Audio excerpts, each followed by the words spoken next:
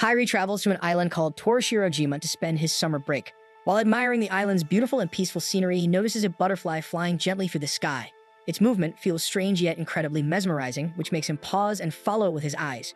As he continues to observe his surroundings, his attention is drawn to a girl nearby. He finds her extremely cute and can't help but continue watching her. Shortly after, he finally arrives at his destination on the island and quietly notes to himself that this is his first time ever coming to Torishirojima. Soon, an elderly woman approaches him, and the two engage in a short but pleasant conversation. During their chat, Hyrie begins to describe a strange feeling. He explains to the old woman that sometimes he thinks a lot about a place even though he's never actually been there. The elderly woman responds by saying that such a feeling is known as déjà vu, but she ends up butchering the pronunciation completely. Hearing this surprises Hyrie, and he laughs a little, suggesting that perhaps she means déjà vu instead. With a chuckle, the elderly woman continues on her way, leaving Hyrie to resume his own journey. As he walks, he soaks in more of the island's tranquil views. Eventually, after a long trek and feeling quite tired, he arrives at the place he was meant to go. A woman greets him warmly and brings him a refreshing glass of juice. She introduces herself as Kyoko, and Hyrie, recognizing her name, tells her that his grandfather had told him about her. He formally introduces himself and Kyoko smiles before offering to show him to his room. As they walk through the house, she points to a room and remarks that it isn't very large, but it's the best available. Hyrie is pleased with it and thanks her sincerely. Kyoko then informs him that another person also lives with them, someone who is part of her family. This surprises Hyrie a little, and Kyoko clarifies that this family member is often out and about, but she promises to introduce them to him later. Hyrie begins to narrate how Kyoko is, in a way, his aunt, and since she lives on her own, she often gets bored. She needed a family member who had some free time to come and keep her company. Hyrie reflects that there is probably no one freer than him at the moment, and since he had the opportunity to visit, he decided to come. He also admits that up until last year, he didn't even have a single moment to spare. Suddenly, Hyrie appears to be drowning in the ocean, but moments later, he wakes up in a slight panic, and it turns out that he was simply dreaming. In the background, Kyoko is watching television, and Hyrie walks over to her. She looks at him and teases that he's slept long enough already. He apologizes for dozing off so much. At that moment, his stomach makes a loud rumbling sound. He's clearly very hungry. Unfortunately, Kyoko hasn't prepared anything to eat yet. Hyrie reassures her that she doesn't need to worry so much, but Kyoko gives him the name and location of a restaurant she recommends, saying the food there is excellent. Taking her advice, Hyrie heads to the restaurant and places an order. However, when the dish is served, it turns out to be something entirely different from what he had asked for. He tells the owner that he didn't order that particular item, but the shopkeeper explains that it's the only thing available at the moment. With no other choice, Hyrie eats what is served to him. After his meal, Hyrie starts to head back home. On his way, he notices a lighthouse and is drawn toward it. Meanwhile, a mysterious girl is standing at the top of the lighthouse, although her face is not shown. Hyrie realizes that he has lost his way and soon hears a loud sound nearby, the sound of flowing water. As he follows the noise, he finds a swimming pool and decides to take a look. Inside the pool, a girl is holding her breath underwater. As she rises and looks at him, he realizes that she is the same girl he had noticed from the ship when he first arrived. The two lock eyes for a moment, and Hyrie finds himself unable to look away. Then the girl speaks, asking him who he is. Hyrie introduces himself and asks the girl for her name. The girl thinks for a while and then finally tells him that her name is Shiroha. Hyrie then asks her what she is doing there, and Shiroha replies that she is practicing. She then asks Hyrie what he is doing out at this time of night and says that she thinks he is lost. Hyrie agrees and says that, in a way, what she said is correct. Interestingly, even though Hyrie tells her his name, Shiroha can't pronounce it properly. She keeps saying Hyrie with a slightly different tone, and although Hyrie tries to correct her multiple times, she still can't say it right. After that, Hyrie says that he should leave now. As he starts to go, Shiroha tells him the direction back to the house, and Hyrie thanks her for the help. Then he gives her some advice, saying that she shouldn't be practicing at night because it can be dangerous since there's no one around for safety. This annoys Shiroha, and she shouts at him in frustration. Hyrie, frightened by her reaction, immediately runs away from there.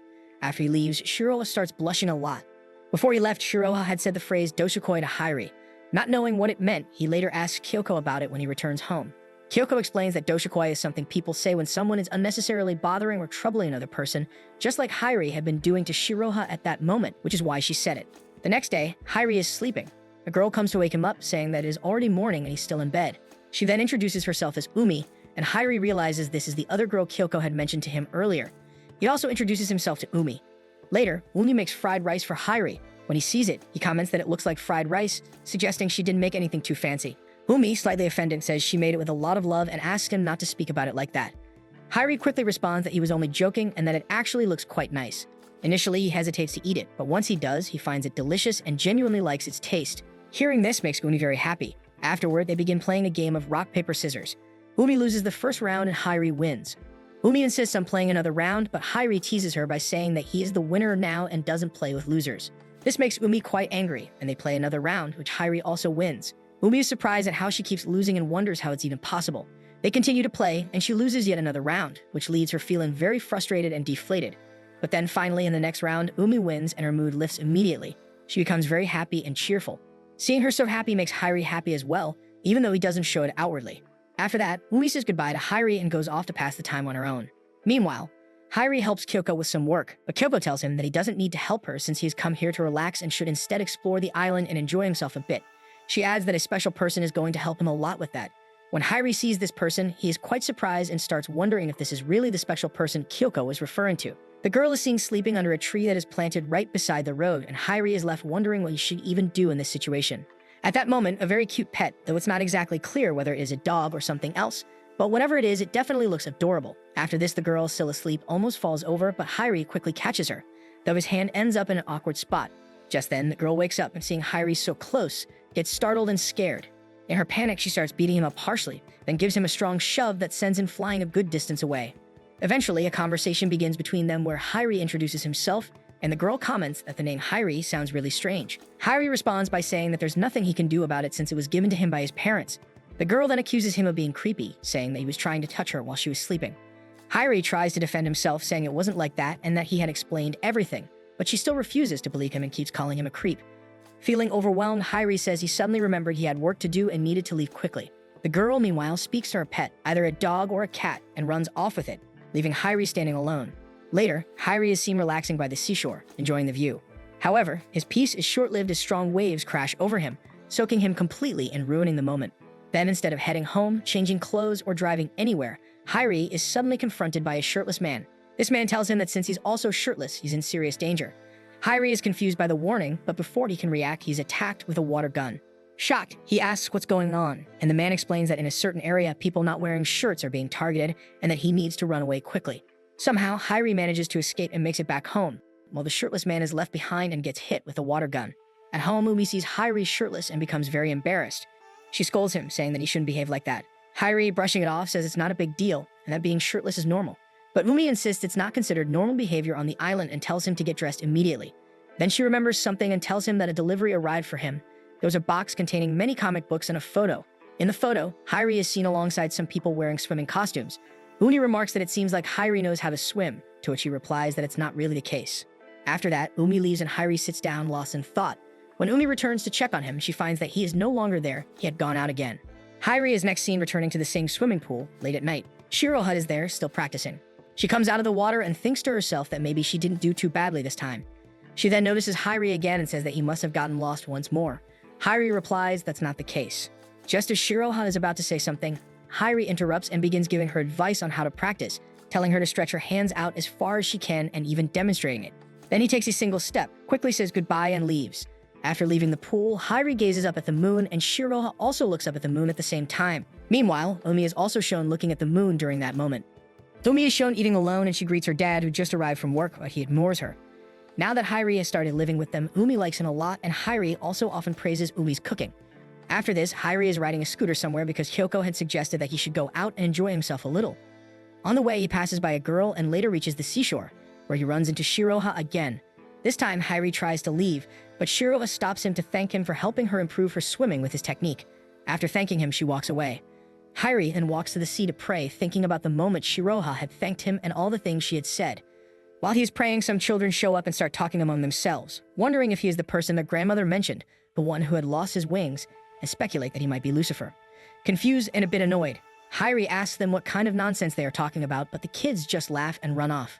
After that, Hyrie notices a lighthouse in the distance and begins walking toward it. He arrives at the lighthouse and sees a girl sitting on top, humming a tune. Hyrie curiously asks her what she is doing up there, and the girl replies that she is simply thinking about what to do next. Hyrie expresses concern that sitting in such a high place could be risky, but the girl calmly tells him not to worry because she is used to sitting there. After that, Hyrie walks off to another place, and there he encounters the same green-haired girl from before, the one who had attacked him with a water gun. Hyrie refers to her playfully as a shirtless hunter, but the girl gets very angry and warns him not to say such things again or she will beat him up. Her name is revealed to be Mickey. A moment later, another guy arrives and once again begins taking off his shirt. Mickey immediately sprays him with her water gun and scolds him, asking how many times she has to remind him not to remove his shirt in public. She then apologizes repeatedly to Hyrie for spraying him earlier. At that moment, Ryuichi introduces himself. He explains to everyone that they are going to hold a welcome party in honor of Hyrie's arrival and that many people will be joining the event. Hyrie tries to explain that he just came here for a small vacation and that it was supposed to be a quiet, ordinary day for him. But Ryuichi reassures him not to be shy and tells him that they always make their guests feel welcome with warm hearts. After a while, Miki asks Ryuichi about another member of their group, and Ryuichi suggests that the person might have gone up to the top of the mountain. They decide to send Hyrie to find him. Hyrie sets out on the search even though he has no idea what the person looks like. When he reaches the top of the hill, he comes across a house. As he walks inside, he finds a guy practicing or exercising. The guy notices Hyrie and bluntly asks him who he is and what he is doing there. The two then begin playing table tennis, and Hyrie turns out to be very good at it.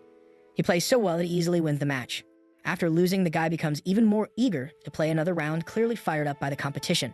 However, Miki arrives before they can start the next match and reminds them that everyone is waiting for them outside. The guy then turns to her and asks if now is really the right time to leave and also wants to know who Hyrie actually is. And Hyrie makes a very awkward face and tells the guy that he should have asked him that much earlier. After this, everyone begins celebrating Hyrie's arrival with joy. Then a blue-haired girl appears, the one who had been sleeping in the park, or rather, on the road, and she introduces herself as Ao. When Hyrie and Ao recognize each other, they both get very surprised. The others around them begin to ask if they already knew one another, and the two explain that they had just met by chance once. Following this, someone begins explaining that all of them are members of the youth executive group on the island because there are very few children of their age around, so the youth here usually stick together in harmony. Hyrie then asks about Shiroha, and the others respond by asking if he has met her and whether he knows her. Hyrie replies that he doesn't know her that well. Ao then questions why he is calling her by her first name if he barely knows her. Hyrie replies that he didn't know it was her first name. One of the boys explains that Shiroha doesn't like to go out much and adds that Hyrie should be careful not to bother her. This reminds Hyrie of the earlier swimming pool incident, and he starts making an awkward expression again. From this reaction, Ao figures out that Hyrie must have done something to Shiroha. Hyrie quickly tries to clarify that she shouldn't get the wrong idea and insists that he hadn't done anything inappropriate. He just happened to meet Shiroha on the road. Ao then mentions that she had invited Shiroha as well, but she refused to come. The next day, Ui is leaving the house very early after preparing food for Hyrie. Hyrie skips eating properly, takes his car, and heads out for a drive. Along the way, he comes across an ice cream shop and steps inside to buy something sweet. A kind grandmother prepares a tasty treat for him, something like a shaved ice, and he sits outside to enjoy it. Shortly after, the granny comes outside and advises him to eat indoors since the weather is too hot. He listens and enters the house to eat more comfortably. However, as he opens the door, he accidentally walks in on Ao, who is in the middle of changing clothes. The moment turns extremely awkward. Both of them are caught off guard and visibly embarrassed. Hyrie gets so flustered that he ends up throwing his ice cream at Ao in sheer panic. Ao begins yelling at him, completely shocked, prompting Hyrie to apologize profusely. Ao angrily tells him that not only did he barge into the house without permission, but he also saw her changing and now he expects forgiveness. Hyrie tries to explain that he had studied at an all-boys school and had no experience in situations like this. He says that in the heat of the moment, the only thing he could think of was to cover her somehow, and so he instinctively threw the ice cream. It was a ridiculous move. He could have simply stepped back out, but instead he made things worse. Despite his continuous apologies, Ao remains furious. He then asks her what she was doing inside the shop, and she replies that she works there. Despite her explanation, he still feels extremely awkward because his own underwear had become soaked with melted ice cream. Hyrie again begs for forgiveness and even suggests that she throw ice cream on him as revenge. Ao accepts the offer and brings out a large amount of ice cream, ready to hurl it at him. She does exactly that, and after doing so, bursts into laughter, breaking the tension with a lighthearted moment between them. But then Hyrie throws ice on Ao's face as well, and Ao, now furious again, retaliates by throwing 2 bowls of ice directly at Hyrie's face, hitting him in the eyes. After that, Hyrie gets irritated and throws some ice back, but accidentally hits the wrong spot, which causes his clothes to get completely soaked. Since he's all wet, he decides to take off his shirt and dry it. Just then, Miki suddenly shows up and sprays him with her water gun, catching him totally by surprise. Hyrie doesn't even see it coming. She tells him that she didn't mean to attack him this time, but warns him not to walk around shirtless again, or she won't hold back next time. She quickly tells him to put his shirt back on. Hyrie then heads home and tries to dry his shirt. When Uni sees him without a shirt, she becomes really shy and turns away quickly, blushing. Hyrie hurries to explain what happened so she doesn't get the wrong idea. Later, he's shown relaxing in the bath, thinking about everything that has happened since he arrived. He realizes it's already been 3 days and he still doesn't fully understand why he came to the island in the first place. He thought it would be a break, but he's not sure what he's looking for. After getting out of the bath and changing, he goes to see Kyoko and politely asks if it's okay for him to go out again for a while longer. Kyoko responds by mentioning that she has heard he's been making friends with the youth group members on the island, and she expresses her happiness that he's able to connect with the locals. Hyrie then apologizes, saying he feels bad that he hasn't been able to help her in any way, but Kyoko reassures him that it's no problem and she will surely ask for his help when needed. Hyrie, in his thoughts, admits to himself that coming here to help Kyoko was really just an excuse. What he truly wanted was to distance himself from others and escape from his busy life for a while. He later heads to the seashore, and once again, he finds Shiroha there. Shiroha sees him and curiously asks what he's doing there. Hyrie replies that he's just wandering around. As they speak, he refers to her by name, which surprises Shiroha. She asks how he knows her name, and Hyrie reminds her that she was the one who told him when they first met. Then, as usual, Shiroha mispronounces his name again, and Hyrie once more corrects her and wonders why she keeps getting it wrong. He then brings up a moment from the past, telling her that when he was arriving on the boat near the island, he saw her staring intently at something. He asks what she was looking at, and Shiroha explains that she was watching birds flying in the sky. She then turns the question on him and asks why he came to the island. Hyrie responds honestly, saying he doesn't really know. He then starts thinking about his past life, how hectic and packed it used to be, and how he barely realized how quickly time had passed. He says he just wanted to step away from that busy routine and take a break, and that's why he came here. Wanting to keep the conversation going, he asks Shiroha what her favorite summer break memory is. She tells him about her childhood summer, and Hyrie agrees, saying that childhood summers spent with family and friends were the best. He reflects that during that time, they not only made memories, but also got chances to do various enjoyable activities. He shares how, since arriving on the island, he's been flooded with memories from his own childhood, though he doesn't quite understand why it's happening. Still, he admits that he enjoys the feeling. Shiroha offers a thought of her own, suggesting that maybe he has become so fond of the island that it is bringing these memories back. She then asks what he meant earlier when he talked about his wing breaking, saying that her grandmother had mentioned something about it. Hyrie realizes that he had not shared that with any grandmother on the boat, and he quickly explains that it's just a phrase people use and not to read too much into it. A girl is walking along a path carrying a bag with her. Meanwhile, Hyrie is happily eating a plate of fried rice made by Umi. He thinks the food tastes really good that day, and Umi feels happy when he compliments her cooking. Later, Hyrie is sleeping peacefully until Umi enters his room and teases him for being lazy. He slowly gets up and asks if she's heading out again. Umi tells him that the weather is really nice today, so she's planning to go bug hunting with her friends. She reminds him that it's still summer break and suggests he go out and have an adventure instead of staying indoors all day. When she says the word adventure, Hyrie blushes slightly, clearly daydreaming about something, probably girls. Umi notices and playfully accuses him of thinking something inappropriate, but Hyrie quickly denies it, saying that's not true at all. Umi laughs, says goodbye, and leaves for her outing. Now alone, Hyrie decides to head out too and walks toward a nearby lake. When he gets there, he sees Shiroha standing quietly by the water, looking serious and thoughtful. Then, out of nowhere, Shiroha raises her hand, makes a pretend gun with her fingers, and starts pretending to shoot like she's playing a make-believe game. When she notices Hyrie watching her, he immediately plays along and acts like he's been shot. This makes Shiroha blush deeply, turning red with embarrassment. Feeling shy, she watches as Hyrie walks up to her and apologizes for surprising her. Trying to explain herself, Shiroha nervously points at him and says her family has a special tradition involving the river, though it's not something they explain normally. She's too shy to say much more, but insists it's totally normal for her family. Then she points toward the river again and says they are standing behind it, repeating it like it's something meaningful.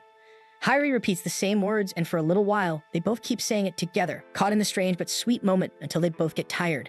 Suddenly, Hyrie asks if she likes reading manga. Shiroha says she enjoys it when someone gives it to her, but then blushing again, she quickly adds that she doesn't like Hyrie very much and runs off before he can respond.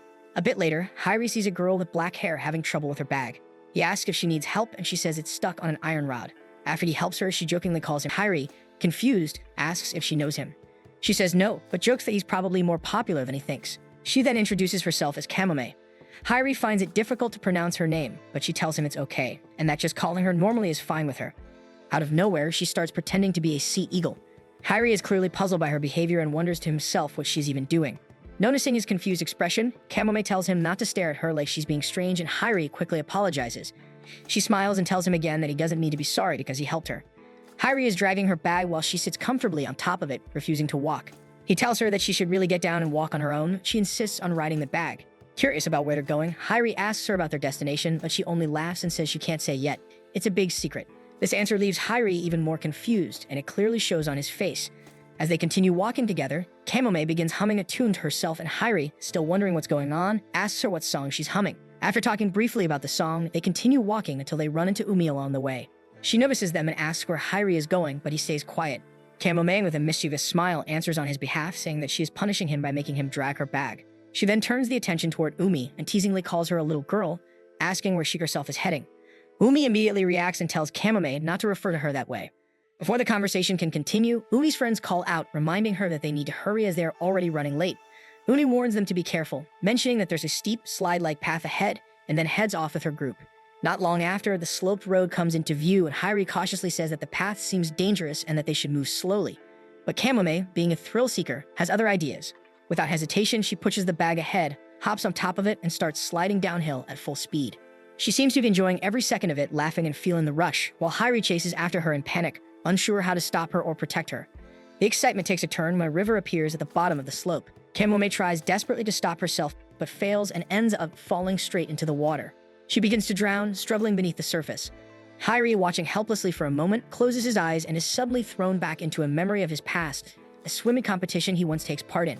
He remembers the intense pressure, the moment he loses control in the water, and how that failure has haunted him since.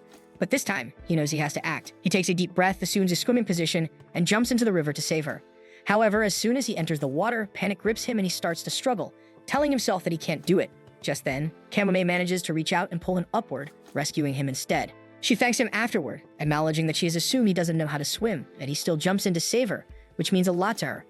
As they recover from the incident, Hyrie notices a cat symbol on Kamome's bag. She explains that it's the emblem of Hygienic, and Hyrie thinks it sounds pretty cool. They begin to joke around, and Kamome starts splashing water on his face playfully. The two of them are back on the shore, wringing the water out of their clothes.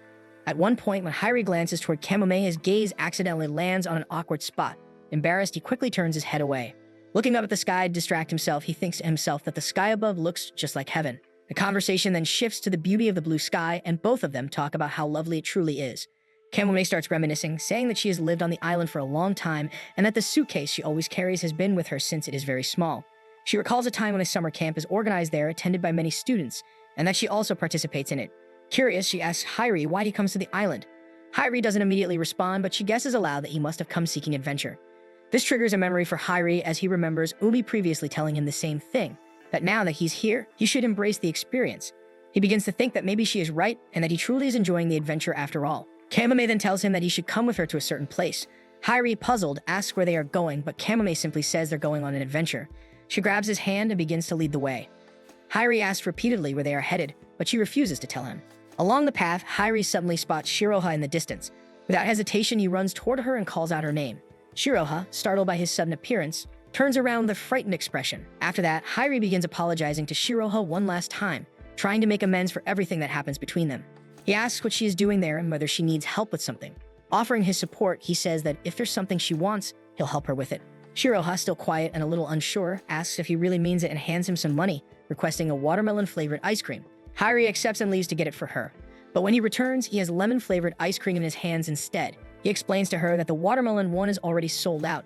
Hearing this, Shiroha's face falls with disappointment. She doesn't take the ice cream and quietly walks away without saying anything. Watching her leave like that, Kamome, who has been observing, remarks that Shiroha looks really cute in that moment. Hyrie ends up giving the ice cream to Kamome, who gratefully accepts it and thanks him.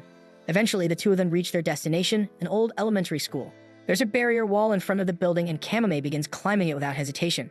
Hyrie, embarrassed, turns his face away to avoid accidentally seeing anything inappropriate while she climbs. Once she's up, Kamome calls out to Hyrie and encourages him to climb too. With a bit of struggle, Hyrie manages to make it to the top. Looking around nervously, he suggests that they shouldn't go any further, but Kamome insists that they have to keep going just a little more. She points out the direction they need to reach, and without waiting much longer, she climbs down toward a window and opens it. Hyrie watches this nervously and asks if this isn't too risky, wondering whether this could get them into trouble. Kamome calmly assures him that there's nothing to worry about. The two of them enter what looks like an old classroom. Inside the room, Kamome starts rummaging through some items, pulling out objects from their childhood. She tells Hyrie that back when she and her friends are younger, they used to come here to play and go on adventures. Among the items, she shows him a poster featuring a cat, the same symbol that's on her bag. She explains that it used to be their group's flag or emblem when they attend summer camp, a time filled with fun and exploration. As they continue looking through old memories, Kamome hands him a notebook in which she writes down many things during her childhood. Hyrie flips through its pages and finds an entry about a particular box sitting right in front of them. He becomes curious and asks what's inside the box, but Kamome doesn't let him open it. There's a chain wrapped around it, keeping it closed. Hyrie, still curious, teases her by asking if it contains her childhood secrets, but she remains silent and doesn't respond.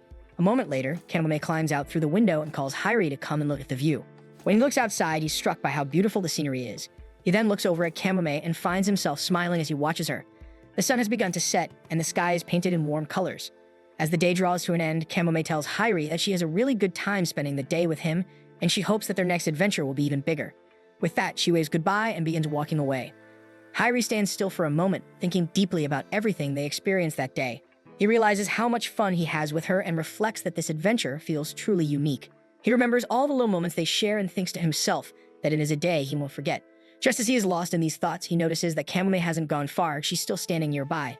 He walks over and asks if something is wrong. She tells him that her legs are hurting and she might not be able to walk home. Without hesitation, she sits down once again on her suitcase, clearly expecting Hyrie to do what he does before. She looks at him and tells him to get moving.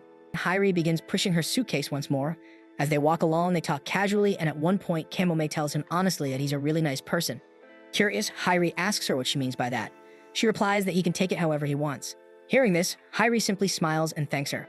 In the past, Kamome is speaking to one of her friends named Takada about a hidden treasure. She seems excited about the prospect, but Taka, with hesitation, tells her that he doesn't think he can help her. He assures her that she'll eventually find someone better suited to assist her in the search. Just then, a girl named Tsubame appears, enthusiastically pretending to be a ninja. She's quickly followed by Hayato, who acts like a scientist, bringing a different kind of energy to the group. Another girl, Suzume, is introduced briefly, though not much is said about her. Still, it's clear she shares the same interest in finding the treasure and wants to be part of their team. All of this takes place in a flashback, setting the foundation of the story with childhood curiosity and ambition. Back to the present, Kamome and Hyrie are together. Kamome, now grown up but still driven by that same childhood dream, is trying to locate a key that unlocks a treasure box believed to contain a secret about the island. She tells Hyrie that the mystery hidden inside is significant, but insists on keeping the details to herself until the key is found. The treasure box has 4 knockers on it, each representing one of the 4 friends seen in the earlier memory, and Kamome is the group's leader. Because of this, she still holds the book that contains clues about where the keys are hidden. Hyrie expresses doubt, wondering if the keys could still be there after all these years. It has been 10 years after all. Kamome opens the book and shows him the notes, where the locations of the keys are written in the form of cryptic puzzles. One of the clues states that the key lies hidden in the depths of the ocean, making the search even more complicated. They head over to the swimming pool, not the sea as one might expect, but once there, they both doubt the key could possibly be hidden in such a place.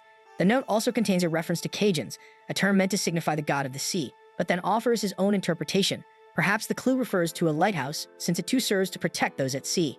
Acting on this hunch, they head to the lighthouse, where they find a familiar face, Tsumugi, a yellow-haired girl who has appeared before.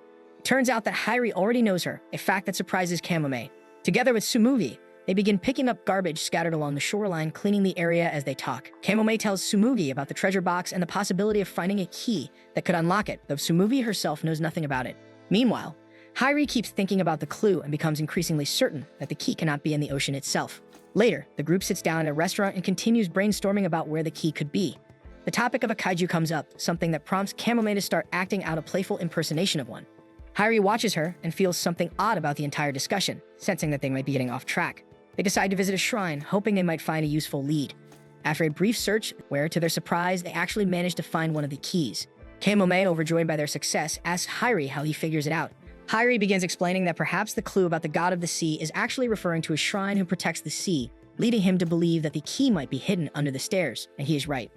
Finding the key there brings a big smile to Kamome's face, as she's thrilled to have located one of the 4 keys first. As the evening falls, she walks away feeling content, and Hyrie also heads off toward his destination. Before parting ways, they promise to meet again the next day. They are both seen frantically running away from a dog. It turns out that the next clue of the puzzle directs them to a doghouse, suggesting that one of the keys might be hidden there. The puzzle also hints that the dog in question could be over 10 years old, adding yet another quirky layer to their adventurous quest. After that, both of them head toward a house that looks like it might be worth checking, and Hyrie suggests they take a closer look. As they approach the doghouse outside the property, he puts his hand inside cautiously, and to their surprise, she pulls out one of the missing keys. With one more piece of the puzzle in their hands, they begin planning to search next in a desert-like area mentioned in the clues. This desert is rumored to house a creature named basilisks, described as some kind of monster, though Hyrie half jokes that it might just be a bunch of chickens instead. To follow his hunch, Hyrie pays a visit to Kyoko and asks if anyone on the island keeps a large number of chickens. Kyoko answers that Shiro's parents in fact raise many chickens, which immediately catches Hyrie's attention. He shares this information with Kamome, explaining that Shiroha is the same girl they have met at the ice cream shop, and that she is actually the first person he speaks when he arrives on the island. He admits he's known her since then. They head to Shirova's house, but before they can get too far, a tall and intimidating man emerges from the home. His sudden appearance startles Hyrie, who clearly isn't expecting anyone like that.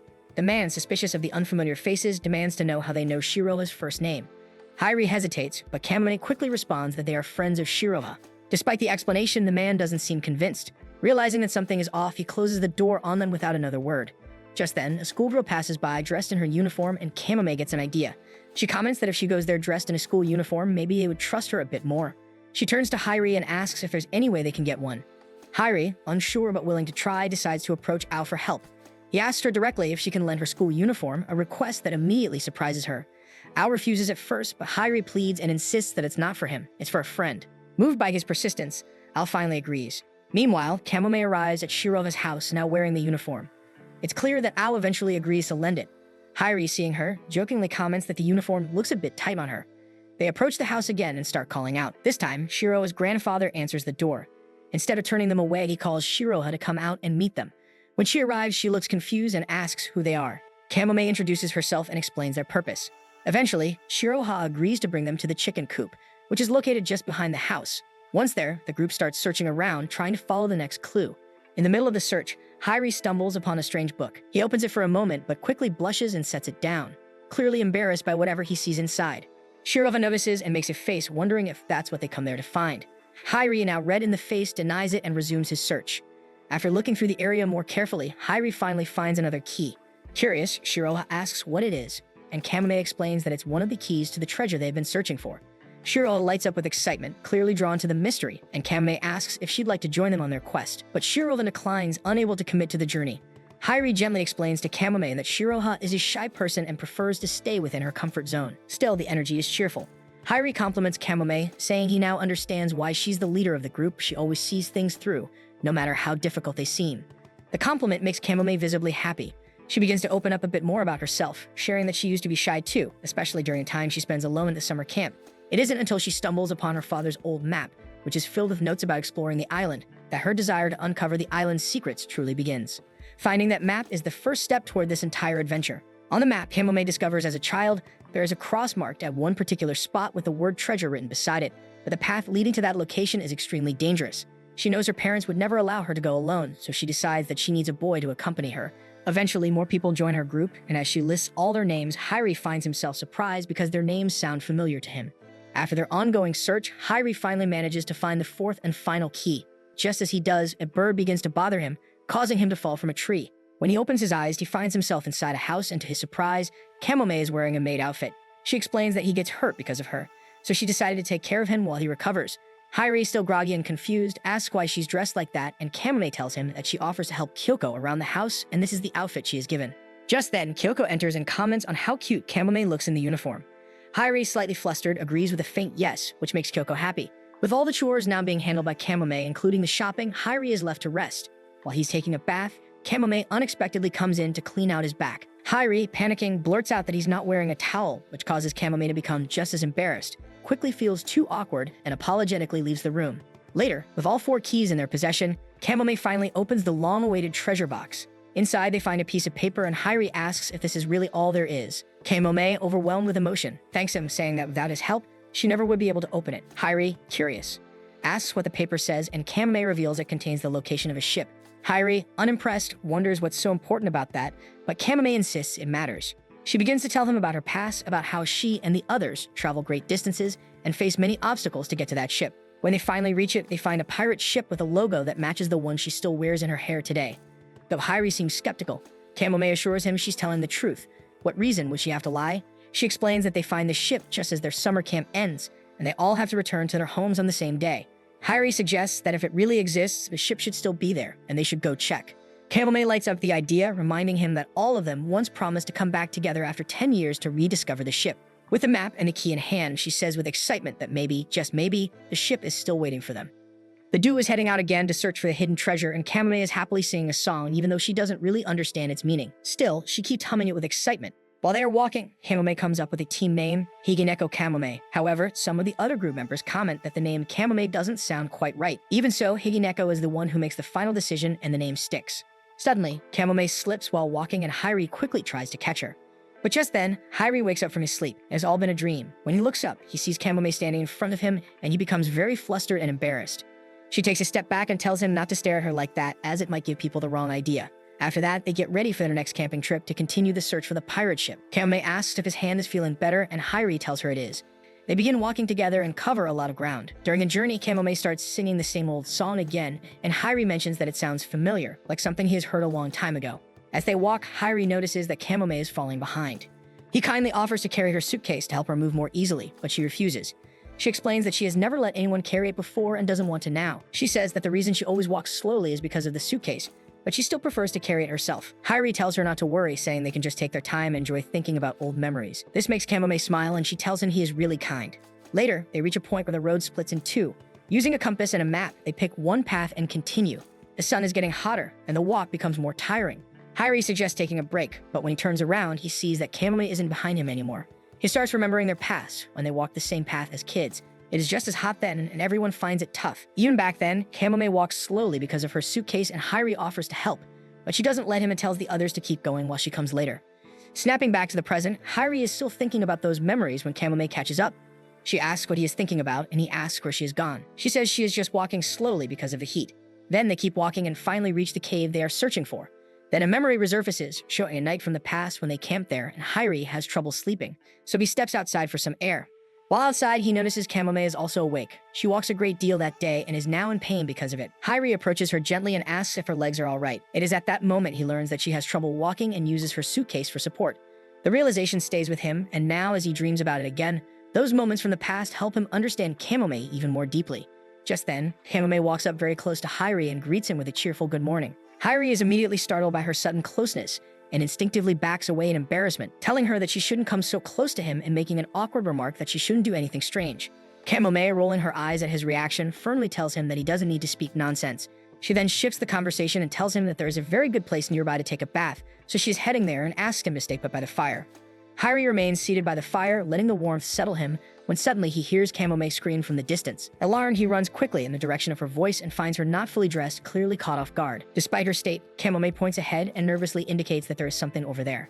Hyrie, though trying to stay focused, finds his eyes accidentally fixed on her before realizing that the source of the scare is actually a wild pig nearby. Trying to lighten the tension, he blurts out that he is feeling unusually excited, and Kamome, catching the meaning, asks in a flustered tone whether he is excited from seeing her. Hyrie panics and denies it frantically, telling her that whatever she is thinking isn't true. Embarrassed herself, Kamome blushes and looks away, and Hyrie quickly apologizes, saying that he honestly hasn't seen anything inappropriate. She doesn't believe him and tells him firmly not to lie. Internally, however, Hyrie admits to himself that he has seen something, but is trying hard not to think about it. He keeps his thoughts to himself, knowing it won't help to say anything out loud. Then, trying to change the topic again, he asks if going further into the cave wouldn't be dangerous, to which Kamome confidently replies that it wouldn't be too risky, and that since they have come all this way, they should see it through. Hyrie smiles, admitting that he already knows that is going to be her answer, and teases her by saying that she hasn't changed a bit.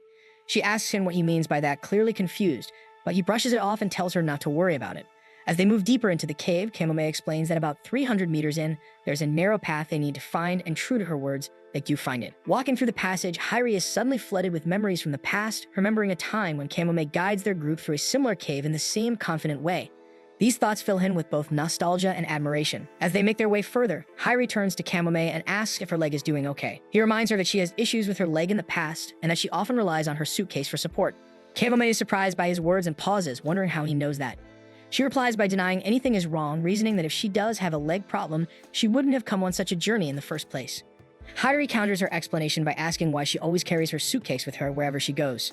After a moment's hesitation, Kamome says she can't explain everything and asks him to understand. But Hyrie pushes gently, saying that since they are on this adventure together, they should trust each other and share their truths.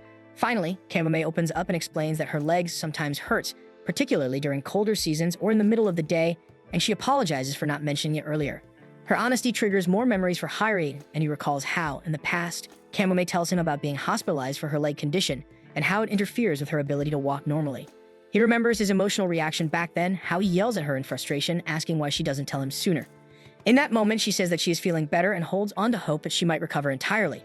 Now back in the present, Hyrie, feeling concerned, tells her they should turn around and return, but Kamome protests, making an emotional plea.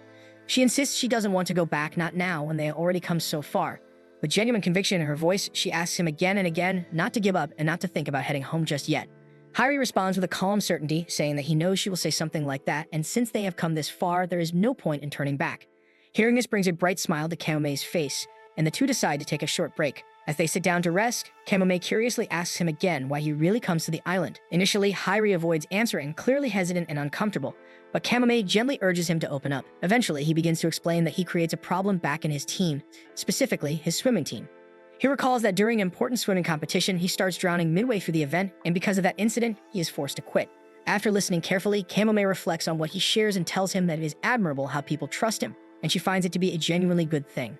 She then shares that it is painful to feel disappointed because for her, the goal is to witness something as amazing as piracy. She adds that after working so hard to reach that point, if it turns out to be no pirate ship or adventure at the end of the journey, it will hurt her deeply. Kamome also reveals a more personal side, telling him that because of her illness, she hasn't spent much time outside the hospital, and as a result doesn't have many cherished memories of summer vacations like others might.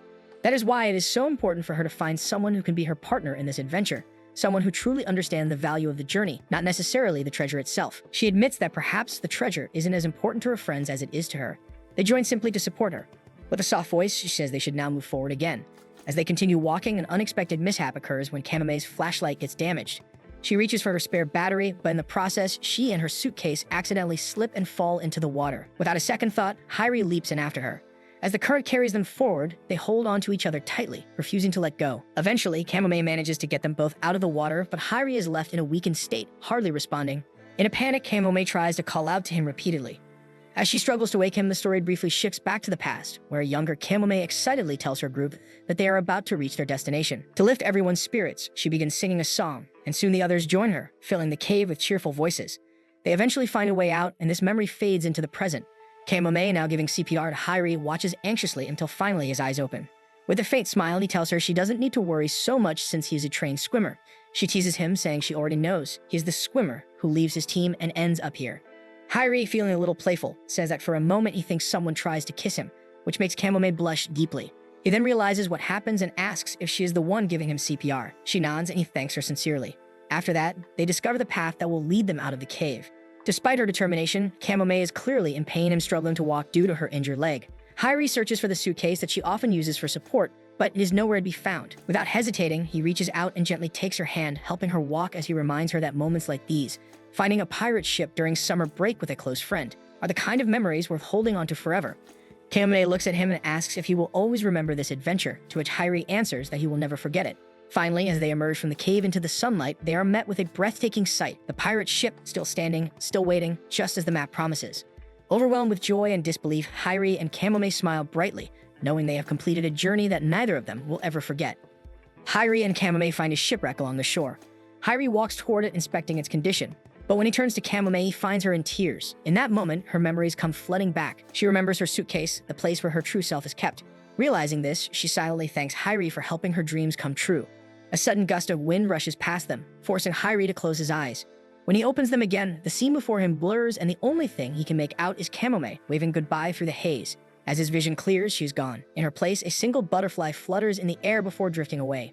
In the cave, Hyrie wears the night vision goggles Sumuvi gave him, which prove incredibly useful in the dark. They are searching for the suitcase Kamome once mentioned, and as they reach the designated spot, Hyrie quickly spots the suitcase resting not far from where they stand. While Hyrie approaches the suitcase, his friends explore the surroundings, commenting on how impressive the cave is. They even suggest it could become a tourist attraction someday. Suddenly, they notice several switches installed along the cave walls. Curious, they remove their goggles and flip the nearest one. Lights flicker on, illuminating the cave. As they glance at the stream ahead, they recall Hyrie's story of drowning there. But now, standing before it, the water appears far too shallow, nothing like the stream he remembered. Doubt begins to settle in his mind. Later, back at his place, Hyrie opens the recovered suitcase. As he examines the contents, he pulls out a lacy piece of underwear. Just then, Wumi walks in and casually asks if he's holding a woman's undergarment. Startled, Hyrie fumbles for a response and awkwardly denies knowing how it got there. Sensing his embarrassment, Wumi lets it slide. Hyrie continues searching through the suitcase and discovers a worn-out book titled The Tales of Hygienekos. Curious, he flips through the pages, and as he reads, something about the story feels familiar. He begins to suspect he might have owned the copy once long ago. The story follows a young girl named Kamome who attends a summer camp but struggles to fit in with the other kids. One day, she sneaks into her father's office, who is an archaeologist, and discovers an old, mysterious map. Inspired, she gathers the other children and invites them on an adventure. Together, they form a group called the Hygienekos and set off on a thrilling pirate-like journey. In the book, Kamome lives in a rented house on a small island just a few meters from the main island. Driven by curiosity, Hyrie makes a phone call to inquire about the island's location. The next morning, he sets off by boat, sailing toward the small island mentioned in the story and finds out it is privately owned. Upon his arrival, Hyrie steps onto the shore and begins his search. He walks through dense greenery until finally a house appears before him, just like in the book. Outside the house, a woman sits on the porch reading a small book. Hyrie approaches and greets her, though unsure of what to say at first. When she notices the suitcase he's carrying, she assumes he's there to deliver it. She says it belongs to her, which makes Hyrie think she must be connected to Kamome. Upon hearing Kamome's name, the woman lights up and introduces herself as Sagi. Hyrie introduces himself in return. Sagi then reveals that Kamome is her daughter. Now both seated, the two begin talking about Kamome. Hyrie learns that she has been living in Finland for the past 2 years. Though Sagi is unsure of how he and Kamome are connected, the fact that he traveled all this way just to bring back the suitcase convinces her that he's someone important. Feeling reassured, she begins to share more about Kamome. 10 years ago, Kamome's father worked at a university, studying plants and animals. As part of his research for a company, the family moved to a small island. Kamome, however, had always been a sickly child and didn't have any friends her age. Because of this, reading became her constant companion. She dreamed of traveling and exploring distant places. Books became her escape, and she was rarely seen without one in hand. Often, she would sit atop her father's old suitcase, an item that had already seen much of the world. Knowing Kamome couldn't travel due to her illness, her mother, who was a writer, decided to create a world just for her. She wrote a novel with Kamome as the protagonist, and that became The Adventure of the Hyrie. Kamome once talked excitedly about a pirate island filled with treasure. Though it was only a product of her childhood imagination, it inspired her mother to turn it into a story. To make the setting more realistic, she chose Torishirojima as the location. The summer after it was published, Kamome wished for a ship of her own. The ship Hyrie later found the Kamome was that very ship, one her mother had specially requested to be brought in. It was built to resemble a pirate ship, just as Kamome had imagined. Kamome has plans that go beyond even her mother's imagination. She wants to bring the book to life with a real map and an actual pirate ship. Hyrie is stunned, speechless. Seeing this, Sagi tells him to open the captain's cabin on the ship, where Kamome keeps her most treasured belongings. Hyrie returns to the ship and unlocks the cabin with a key. He recalls Sagi's words that if Kamome is well enough this year, they will invite everyone aboard. Inside, letters and envelopes cover the tables. He carefully reads each one, and it is filled with reviews and feedback from readers praising the book. Then, as he picks up one particular letter, he is surprised to see his own name on it. He had sent letters to Kamome as well, expressing admiration for her bravery and courage. That night, Hyrie makes a call to his parents. Umi sees him on the phone and asks if he's going home, but he says no, he just needs them to send something over. When the package arrives, Hyrie opens it and takes out the book, The Adventures of Hyrie. Inside, a letter is tucked between the pages. It's a response from Kamome, thanking him for the letter he sent. She writes that his words gave her strength, and she promises to take him on a whole new adventure again, 10 years later. Reading the letter, Hyrie realizes how big Kamome's plans truly were. But then he remembers what her mother told him. One day, Kamome just collapsed, and her father, who died young, suffered from the same illness she has. The suitcase had been found in the cave, yet her mother, Sagi, couldn't explain how it got there. Sagi brought the suitcase when she first moved to the island, but somehow it vanished after she landed on the shore. She remembers it clearly, how the suitcase was there one moment and gone the next. In its place were dozens of butterflies fluttering all around. She never understood what happened, but always felt it was connected to Kamome somehow. Hyrie imagines what could have happened if Kamome's plan had worked. If only she had one more summer, her dreams might have come true. The next day, Hyrie brings his friends to see the ship. It now looks more like a ghost ship, more than a pirate ship. Still, they see its potential, so they decide it will need restoring, starting with repainting it with fresh colors. That night, Hyrie sleeps soundly beneath the veil of darkness when something stirs him awake. Blinking into the shadows, he catches a glimpse of Kamome standing quietly in front of him. She greets him gently, and he asks where she's been. Smiling faintly, she says she's been watching from above the ship all this time. Hyrie wonders if she's the one who prepared the entire ship, but Kamome admits she has no memories of it. She explains that most of her days were spent bedridden in the hospital, and the lines between dream and reality have long blurred. At some point, she can't even tell what's real anymore. It was also strange how they were once just characters in a book, and now they were living those adventures for real. Even while lying in her hospital bed, Kamome would often ask her mother about the Hyrie. She wondered if they still remembered her and hoped they could continue their voyage aboard the pirate ship they found 10 years ago. That summer felt like magic. She remembered stepping onto the island with her suitcase, feeling like she had finally become part of the dream, becoming the Kamome from the book. Arriving at the island aboard the ship had always been Kamome's dream, and Hyrie made it come true. That's why she came to see him one last time. She gently tells him that she's going somewhere far, so this is more likely her last farewell. Hyrie doesn't understand. She's abroad now, what place could be farther than that? But Kamome looks up the stars and softly says it's somewhere beyond that. She leans in, touches his face, and thanks him again and again. Overwhelmed, Hyrie's tears start falling as he presses a gentle kiss to her lips. Under the moonlight, they share a quiet, fleeting moment. Then Hyrie jolts awake, screaming Kamome's name. It was all a dream. Gasping for breath, he rises from the couch and climbs to the upper deck of the ship, wondering if everything that happened on this island was just a dream or hallucination. But even if it was, Hyrie decides in that moment to live with it. He chooses to chase what he believes in, wherever it may lead. The next morning, Hyrie is invited to lunch by Umi, but he seems preoccupied, focused on writing something at his desk. A neat stack of envelopes rests beside him. Letters addressed to the Hyrie, the friends Kamome once dreamed of reuniting on the pirate ship. It's his way of keeping her dream alive. Umi watches him silently with concern in her eyes. Later, while speaking with Sagi, Hyrie asks why Kamome waited 10 years before trying to reenact the story. Sagi explains that Kamome wanted to be a role model, like the brave girl in her book. She was afraid that if the children saw her so sick and fragile, they might be disappointed. She hoped to be stronger first to live up to the image they admired. Back then, Kamome promised to see them again once she had gotten better. And true enough, though her recovery was slow, she eventually began to move around like a normal little girl. Sagi shares this with tears welling in her eyes. She breaks down, crying uncontrollably. Then, she reveals something she hadn't told Hyrie until now. This summer, Kamome quietly fell into an eternal sleep. Even so, she's thankful to Hyrie for giving her no reason to regret her return to the island. Hyrie, in turn, shares something he never mentioned before. He tells Sagi about the adventure he experienced. Sagi smiles through her tears. Hyrie adds that he still wants to continue the ship's journey to let Kamome see it because he's certain he truly loved her. The next morning, Hyrie visits Kyoko to ask for a large cloth, but after rummaging through the shelves, they realize there isn't one available. He also notices Umi's absence, and Kyoko explains that she went home yesterday without saying anything to him. Kyoko adds with a hint of curiosity that Umi seemed rather interested in Hyrie.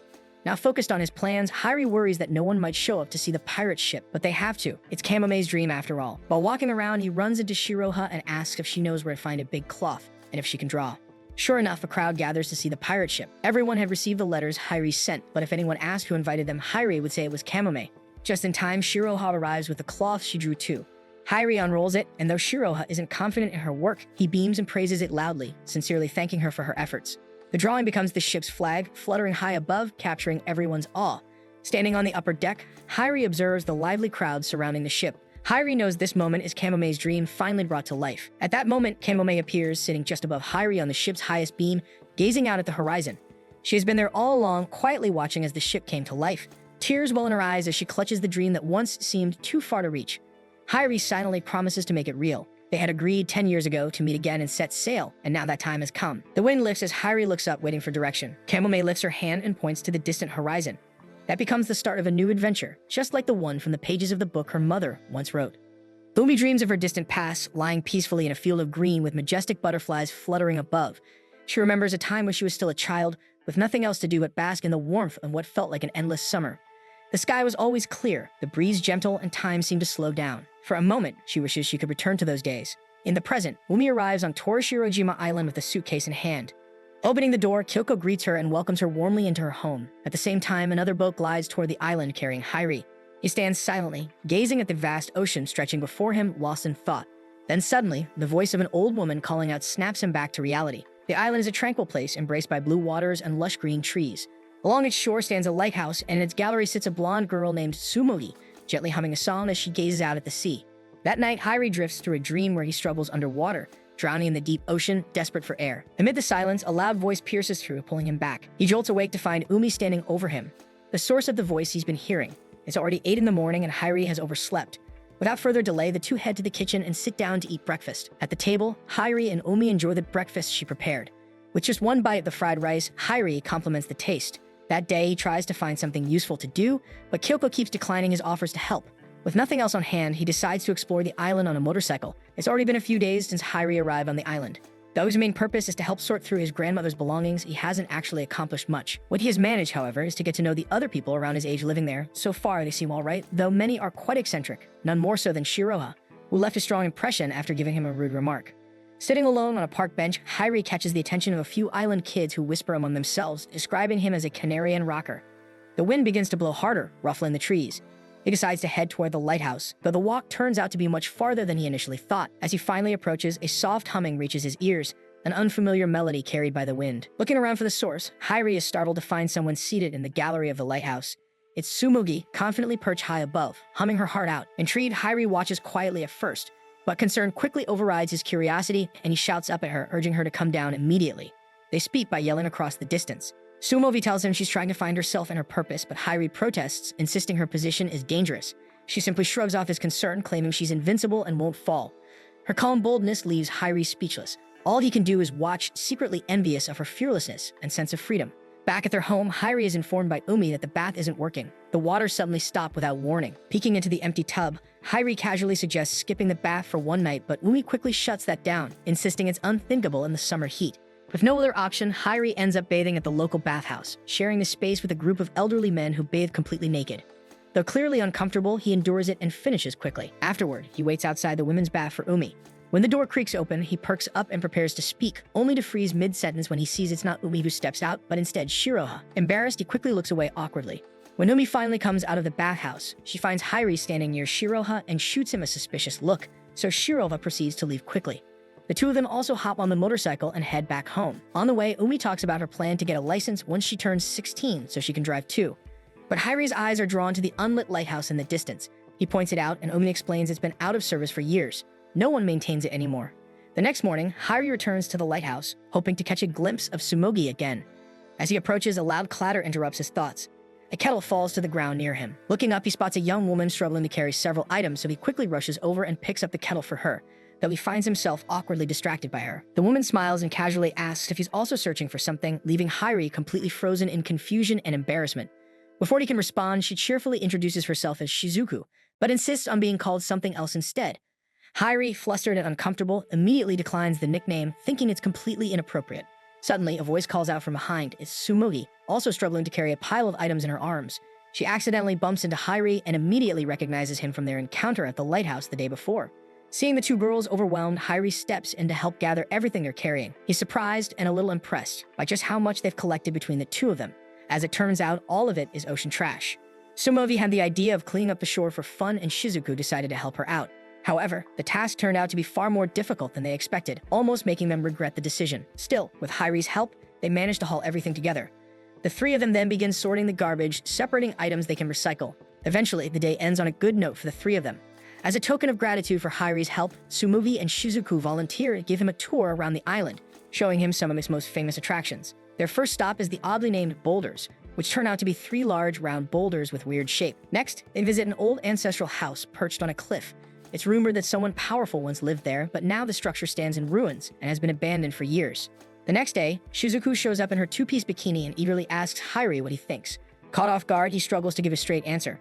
Sumogi, however, jumps in with a cheerful compliment to Shizuku, prompting Shizuku to pull her into a big hug. Hyrie had only come by thinking there was something that needed to be done. He didn't expect it to be a swimming trip. Sumogi didn't bring a swimsuit as well, so she ends up swimming in her casual clothes. Meanwhile, Hyrie doesn't join them in the water, admitting he isn't too fond of swimming. Despite his hesitation, Sumogi insists that swimming together will strengthen their friendship.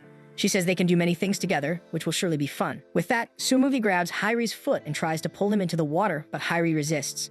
Because of the constant force, Sumogi loses her balance and falls into the water, splashing herself and getting soaked. Both Shizuku and Hyrie rush to her side, checking if she's okay. Though embarrassed, Sumogi notices that because of Hyrie's concern, he has finally stepped into the water. Hyrie also notices this and decides to give in. Later, they all seek shade under a tree where they share their stories. Each seems to be searching for something this summer, though none know exactly what. Still, they hope to find it together in each other's company. With that, Shizuku suggests they try anything that even slightly interests Sumogi, eager to support their newfound friendship. Hearing this, Sumogi smiles and quickly shares her idea.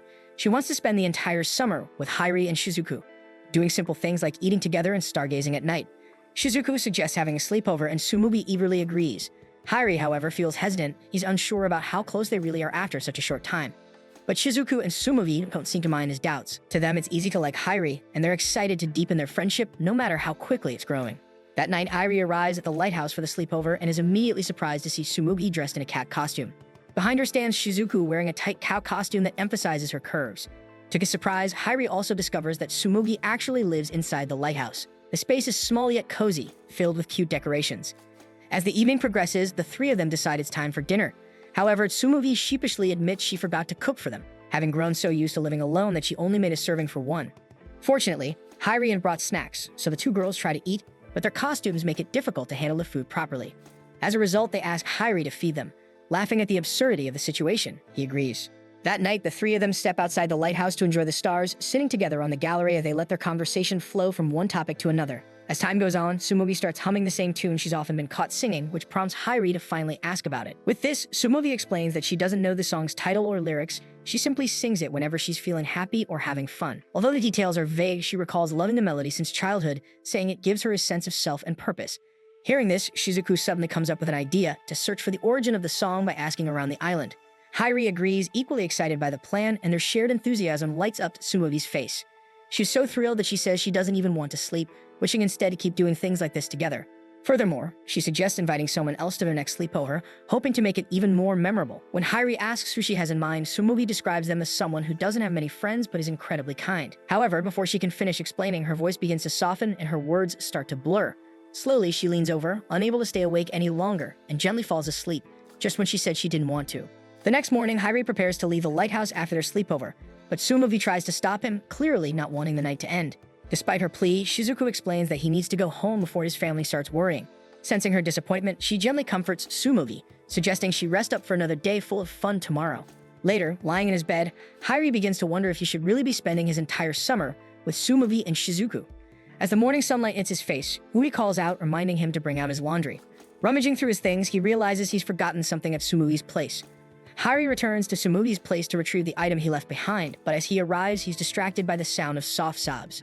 The once warm and cheerful lighthouse now feels dim and quiet, and Tsumugi, trying to mask her sadness, invites Hyrie for another sleepover. However, without Shizuku around, Hyrie hesitates. He's unsure about staying over with just the two of them. Still, he reassures her that there's plenty of time left in the summer for more memories. But unlike Hyrie, Tsumugi knows her time is running short. She reveals that she'll soon have to leave the island and return home. Hyrie tries to stay hopeful, suggesting they write letters or keep in touch through phone calls. Yet Tsumugi quietly explains that her home is farther than he imagines, so far that once she leaves, they may never meet again. Knowing this, she wants to make the most of every remaining moment playing and spending time with Hyrie and Shizuku. Though he can't stay now, Hyrie promises that as long as summer lasts, he'll be by her side. This summer, he tells her, belongs to her. Shizuku finds out about Hyrie's promise to give Tsumugi his summer, and although they initially think she might not like the idea, she surprises them by being overjoyed. Shizuku finds it a wonderful gesture, touching and sincere. From that moment on, the three of them make a promise. They will give Tsumugi the rest of their summer. With that vow, their summer break truly begins. That same day, Tsumugi shares her first summer plan. She wants to build a balcony on the lighthouse using tin cans collected from the shore's trash. Hyrie and Shizuku hesitate, unsure if it's structurally possible or even feasible to gather that much material. The idea sounds absurd, but Tsumugi remains confident and excited. She believes in it wholeheartedly, so despite their doubts, Hyrie and Shizuku start to believe they might actually pull it off together. Tsumugi wants to plan everything carefully, so she starts coming up with strategic ideas to make the balcony happen. While she's busy, Hyrie and Shizuku are left alone. They talk about Tsumugi's wild plans. Still, Shizuku shifts the conversation to something more serious. She reflects on Hyrie's decision to give his entire summer to Tsumugi, calling it a bold move that can only come from someone in love.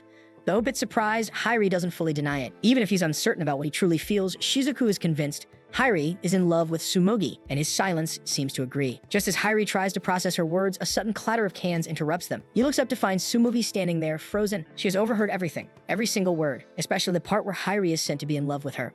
Caught off guard, Tsumugi begins to panic. This is the first time anyone has confessed love to her, and she doesn't know how to react. Embarrassed, she covers her face with both hands, trying to hide how red she's turned. Then, without another word, she turns and runs into the lighthouse, leaving the other two stunned in silence. Behind the door, Tsumugi stands with her hands pressed to her chest, letting out a loud sigh. She feels overwhelmed by everything she's just heard. Her eyes wander around the room, uncertainty flickering in them. Still, after a few deep breaths, she quietly reassures herself that everything will be all right. The next morning, Hyrie sits down for breakfast with Umi, who proudly serves her special fried rice with sea urchin. Despite the delicious meal, Hyrie seems distant. He barely reacts, lost in thought. His mind lingers on the awkward moment with Tsumugi, worrying she might reject him after overhearing his feelings. Contrary to what Hyrie expects, Tsumugi acts exactly the same, as if nothing has happened between them. Relieved and unsure, he decides to play along, matching her usual energy. To continue with their plan of building a balcony, the group visits a local store to collect cans they can repurpose for the project. While there, Hyrie notices something unexpected. Shizuku is surprisingly popular among the customers. It's the first time he learns that she's actually the well-known student council president at their school. The people in the store treat her with warm respect and admiration. Though Shizuku brushes it off, claiming she's only popular because of her curvy figure, the others dismiss her modesty, refusing to believe such a simple explanation. The other guys in the store step in protectively when someone behaves disrespectfully towards Shizuku, splashing him with water guns to drive him off before he can act maliciously. Their loyalty to her is clear and strong. Meanwhile, Ao, the vendor running the store, watches the scene with mild curiosity. She's less concerned about the commotion and more intrigued by Hyrie, noting that she's never seen Tsumugi and Shizuku with anyone else before. Tsumugi herself is a rare sight on the island, so seeing her with a friend is both surprising and refreshing. Before they forget their purpose, the group refocuses and gathers the cans they came for. The same guys from earlier also pitch in, helping them collect even more materials. As a sweet bonus, Tsumugi ends the trip with a big cotton candy in hand, smiling as they head home, arms full of cans for their summer balcony project. Walking back to the lighthouse with their cans, Hyrie feels a quiet joy. This time, he's spending his days with Tsumugi, not just drifting through summer, but finally doing something that matters, with purpose. Throughout the summer, they stay preoccupied with their planned activities, building the balcony from collected cans and searching for Tsumugi's song by asking people around the island. But no matter how hard they tried, no one seems to recognize it. As time passes, the balcony slowly begins to take shape. With the unexpected help of the boys who admire Shizuku, their progress comes faster than expected. But the summer isn't only about work. They spend days trying out food, playing games, and laughing under the sun. That summer becomes truly theirs, slipping by like a dream. Among those they approach for help is someone Tsumugi fondly calls Watermelon Bar, a woman often seen fishing by the ocean. Sumugi offers her a watermelon popsicle bar and the name sticks. The woman is Shiroha, an old friend of Sumugi. As they talk, they recall the moment they met, Sumugi asking about fishing, then casually offering a watermelon bar after hearing it's Shiroha's favorite. That simple gesture sparked their friendship. Since then, every time Sumugi visits, she brings a watermelon bar with her. While the two laugh and chat as if no time has passed, Hyrie and Shizuku watch from a distance, amazed they're actually talking like old friends. The real reason they visit Shiroha is to ask if she has noticed any cans along the shore that they could collect for the balcony. Unfortunately, she doesn't have any. While Shiroha is warm and kind to Sumugi, she acts cold and distant toward Hyrie, often brushing off his attempts to talk. The next day, even Ao's regular store is running low on cans, but they're not there to collect any this time. Sumugi just wants to enjoy a cotton candy. As she becomes distracted chatting with Ao and some of the friendly customers, Shizuku tells something to Hyrie only the two of them should know about. Turns out, Shizuku has a great idea. She wants Hyrie to get Sumugi a gift. At first, Hyrie thinks it's absurd, especially since Sumugi can't even look him in the eye after what happened. But Shizuku gently reminds him that once summer ends, he might not get another chance to see Sumugi again. That's why giving her something meaningful now could be a way for her to remember him. As they speak in soft, hushed tones, the old woman vendor nearby still manages to overhear them. With a kind smile, she volunteers that they have plenty of items perfect for gifts. Encouraged by this, Hyrie stops hesitating and starts browsing around the shop. Then his eyes catch a glimpse of a set of yellow ribbons displayed in one of the cabinets. Instantly, he knows this is the perfect gift for Sumugi. When it's time to go home, Sumugi becomes curious about why Hyrie and Shizuku suddenly disappeared earlier. Although it seems a bit suspicious, Shizuku quickly shifts the topic to Sumugi's next plans. Sumugi then suggests they go hang out at Hyrie's place. Hyrie finds the idea a little random, but in truth, Ao had secretly advised Sumugi to take a look inside Hyrie's room to get to know him better. Despite Hyrie warning them that Kyoko can be a little strict about guests, they are surprised to find both Kyoko and Umi welcoming and cheerful. Kyoko even asked about their sleepover the other day. Hyrie casually mentions that he slept with both Shizuku and Sumugi, not meaning anything inappropriate. But Kyoko instantly panics, misunderstanding the situation completely. Sure enough, the first place they check out is Hyrie's room. Well, it's not really his. It's just where he's staying for the summer. As they look around, Shizuku stumbles upon a pervy magazine, which Hyrie hurriedly denies is his. Embarrassed, he's asked to step outside for a bit. After some time, he opens the door, only to be greeted by a surprising sight. Sumugi standing there with a noticeably bigger chest. She's clearly stuffed it with something, likely as a joke. Caught off guard, she loses her balance, but Hyrie quickly rushes in to catch her. Unfortunately, his hand lands somewhere it shouldn't, making the moment far more awkward. As if things couldn't get worse, Shizuku gets to witness the scene, and moments later, Kyoko enters and catches them, both in the act.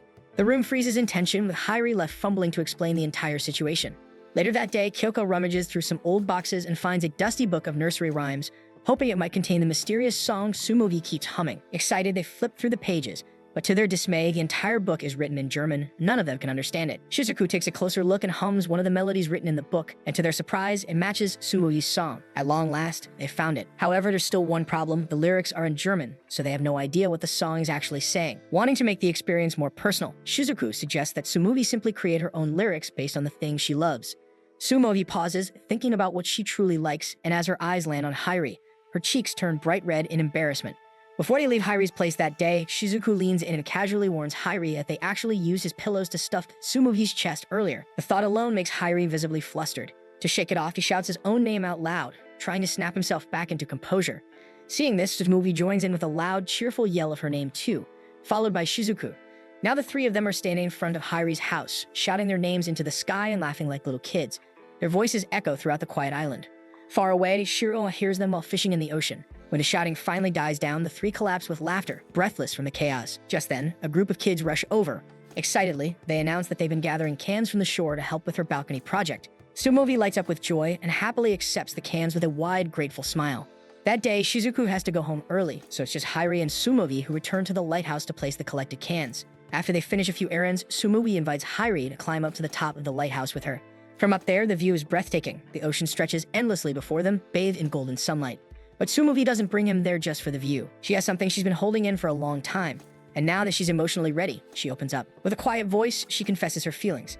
What started as admiration for a friend has grown into something much deeper. She realizes that she loves Hyrie too. His gesture of giving her his entire summer touched her in a way she can't ignore. She admits she tries to act normal around him, but her feelings always get in the way. Even as she confesses, she insists it's not important. After all, she's leaving soon. No matter how much she loves him, she believes it won't matter in the end. Hyrie notices the tears silently falling down Sumugi's cheeks. She's frustrated by how complicated everything is. But instead of letting the moment break them, Hyrie gently reassures her. He tells her that saying goodbye doesn't make everything meaningless. Even if they're apart someday, their feelings will still be real. Sumugi is relieved to hear this. So at that moment, the two finally and properly confess their love to each other. When Hyrie returns home that evening, Kyoko immediately notices how unusually happy he looks. Meanwhile, Tsumugi, alone in her room at the lighthouse, hums her favorite song with a soft, dreamy smile. Later, while Kyoko tries to lift a heavy box, Hyrie steps in to help. In the process, he accidentally knocks over a stack of old photos. As he picks them up one by one, his hand pauses. Among them is a photo of Tsumugi. It's clearly old, her clothing is dated. Hyrie wanted an answer, but he could no longer ask for one because from that moment forward, they never saw Tsumugi ever again. Tsumugi has been missing for a few days now, and both Hyrie and Shizuku are growing increasingly concerned. Shizuku thinks she might just be feeling embarrassed now that she and Hyrie are officially dating. But with a panicked tone, Hyrie admits he had also confessed to Tsumugi. He was planning to tell Shizuku about it when they were all together. But Tsumugi's sudden disappearance left him no chance. Shizuku expresses happiness for them, but before the conversation drifts further, they refocus on their goal, finding Tsumugi. The only place they've known Tsumugi to live is the lighthouse. Beyond that, neither of them knows where she actually lives. Even Shizuku, who often met her there, has never been to her real home. This realization makes Hyrie pause. His hand slips into his pocket, brushing against something small. But he quickly brushes the thought away, hides the object once again, and looks forward quietly. The two continue their search for Tsumugi and eventually come across the store where Hyrie requested a set of blue ribbons as a gift for her. By chance, the ribbons have just arrived and Hyrie receives the ones he had waited for. But more than the gift, Hyrie's real purpose is to ask about Tsumugi. The old woman's response takes them by surprise. She says it's possible that Tsumugi was spirited away. Confused, the two press her for an explanation.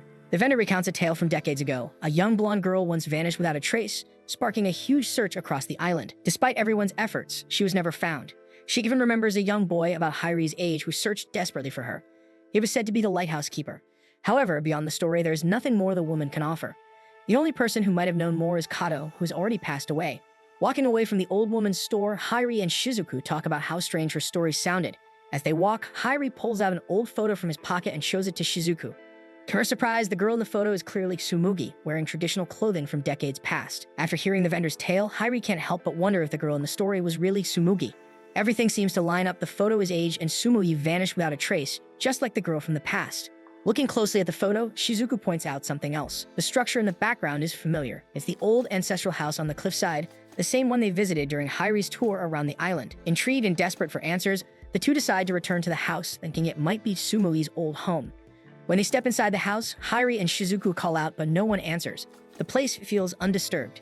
As they explore, they find a girl's bedroom filled with old stuffed animals neatly arranged.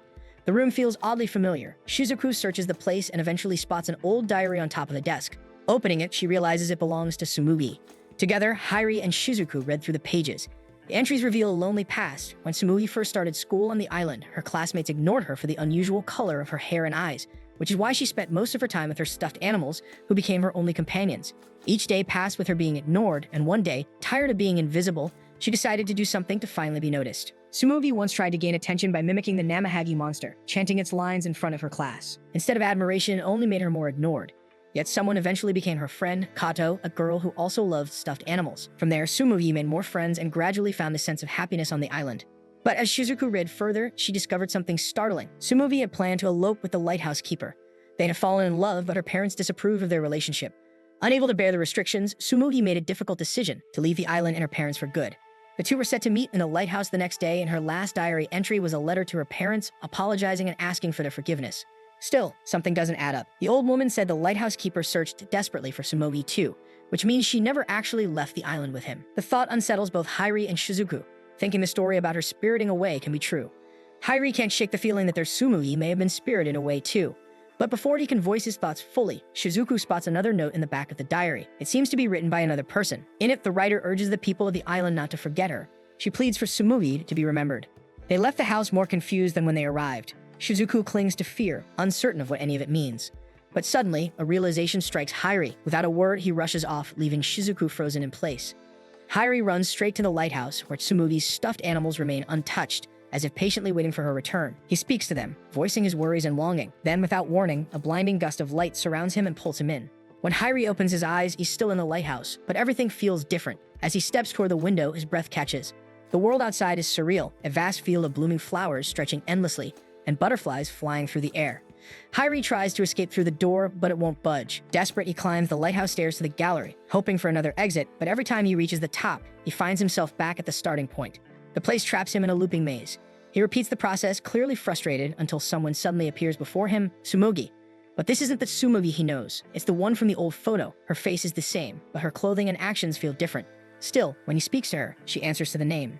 To test his suspicion, Hyrie softly chants the Namahagi monster's words, the very same ones Tsumugi once mimicked in her classroom. The girl's eyes widen in recognition. That moment confirms it. He too has been spirited away, just like her. Hyrie learns from Tsumugi that the only way to return home is to shout it out loud. It's a strange trick, but according to her, it has worked for others who were trapped in the same situation. However, Tsumugi herself never got the chance to leave like them. Everyone who ends up here is held back by something, though they never truly understand what it is until much later. As they talk, Tsumugi becomes curious about the other Tsumugi, the one Hyrie knows. Their conversation slowly drifts to her own past. She recounts the day she was supposed to elope with the lighthouse keeper. Torn between love and family, she couldn't make a decision. To go with the man she loved meant abandoning her parents and the island forever. Fear overtook her indecision, and before she could choose, the mysterious light took her away. Since then, she's been stuck in this place. Given that Tsumugi is still trapped in this place, she must still be hesitating deep inside. Meanwhile, Hyrie is here for one reason, to find the one he loves. Tsumugi understands this more than anyone. She gently tells him that if he simply thinks about his Tsumugi with full certainty, then he will be able to return to where he belongs. At that moment, Hyrie finally understands. He loves Tsumugi, truly, deeply, and without question. He closes his eyes and thinks of her. Then with conviction, he begins to hum her song. Suddenly, he feels the coldness of a breeze. He looks up and sees movement above. The wind is flowing from the gallery. It means only one thing. An exit has opened and he's found a way back. He wanted to bring Tsumugi with him, but unlike Hyrie, she isn't certain. Hesitation still lingers in her heart. She fears that her uncertainty might ruin Hyrie's only chance of returning, so she urges him to go alone. Hyrie hesitates, but eventually agrees. With each step he takes, his thoughts are filled with Tsumugi. When he finally reaches the gallery, he sees the balcony made of cans, the one they built together. He steps onto it and slowly climbs down the ladder. And just like before, the world becomes brighter until he is swallowed once again by the light. Slowly, Hyrie begins to wake up, his vision adjusting as he hears Shizuku's panicked voice calling out to him. When he fully regains consciousness, he finds himself lying on the lighthouse floor with both Shizuku and Tsumugi crying beside him, terrified that he wouldn't wake up. As it turns out, after Hyrie rushed off, Shizuku had stayed at the lighthouse waiting. That was when Tsumugi suddenly appeared. But just as they were finally reunited, Hyrie vanished. The fear of losing both of them overwhelmed Shizuku. Seeing her tears, Hyrie can only offer a heartfelt apology, grateful to be back. However, when Hyrie sees Tsumugi again, he can't contain his joy and immediately pulls her into a tight embrace. Tsumugi, who is stunned at first, eventually gives in and wraps her arms around him just as tightly. Shizuku, watching the heartfelt reunion between the two, can't help but cry tears of happiness. Hyrie is surprised to learn that he had disappeared for an entire day. As he tries to recall where he had been, the memories begin to blur and fade, until eventually he remembers almost nothing. But one thing remains clear in his mind. He saw someone who looked just like Tsumugi, only dressed in traditional clothing. When Hyrie gets home that night, he brings Tsumugi with him. Kyoko scolds him right away for making her worry so much, especially since Umi had worried herself to sleep too. He knows he'll have to apologize properly to her in the morning. Since it's already late, Kyoko suggests that Tsumugi stay the night at their home. Later, as Hyrie prepares to sleep, a shadow appears by his door. It's Tsumugi, wanting to talk before they drift off. He lets her in and she quietly sits in front of him. Tsumugi then admits something she's been holding back. When she says she was leaving, it wasn't in the way he might have imagined. It wasn't just going abroad or moving away, it was something different entirely. But Hyrie doesn't need her to explain further. He gently cuts her off and tells her that whatever it is, his feelings won't change. If anything, he wants more time with her. He promises that no matter what happens, he's sure of one thing. He wants to spend his summer days with Tsumugi. Touched by his words, Tsumugi can't hold back her tears. She quietly cries, admitting that she too wants to stay with Hyrie forever. After a moment of silence, Hyrie confesses something. He remembers meeting someone while he was gone. It was Tsumugi, the one from the old photo. Apart from that memory, everything else has faded. But that one encounter stayed with him. Tsumugi listens closely. She's happy to hear this, relieved even. This stirs a memory in Hyrie. He recalls the first time he met Tsumugi at the lighthouse. Back then, she mentioned she was looking for something, herself. Now he wonders if what she truly meant was that she was searching for the Tsumugi who had been spirited away. Tsumugi quietly confirms it. Yes, that was her reason all along. That's why she must leave after summer. She needs to return to Tsumugi. Now that Hyrie has found her, she can finally come home.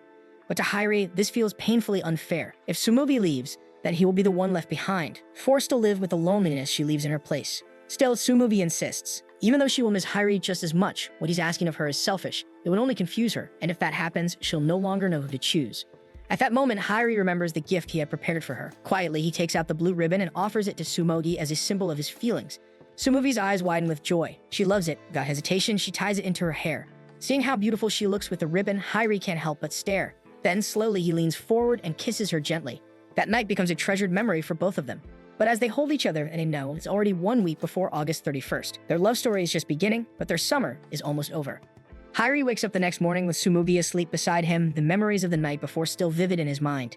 As he turns toward the door, he catches a glimpse of someone peeking in. It's only Shizuku, who had been quietly worrying they might vanish again without warning. Relieved, Hyrie invites her inside. Shizuku walks over to Tsumogi and softly shares something she recently discovered. Through Tsumogi's diary, she's learned the true meaning behind her words about going back, her real purpose for being here. But Hyrie doesn't want to hear it. Whatever the truth is, he no longer cares. What matters to him now is making the most of what little time he has left with Tsumogi. He begins to suggest a bold idea, but before he can say more, Tsumogi stirs and opens her eyes. She smiles gently, seeing her two closest friends together. But time is slowly passing by, and before they know it, it's already the 24th of August. Once they're finally outside, Hyrie puts his bold idea into motion. With a wide grin, he greets Tsumogi with a cheerful, happy new year. Pretending it's the first day of January, his plan is simple: to live out an entire year's worth of memories within the few days they have left of summer. Holidays, birthdays, festivals, everything packed into the time they still have.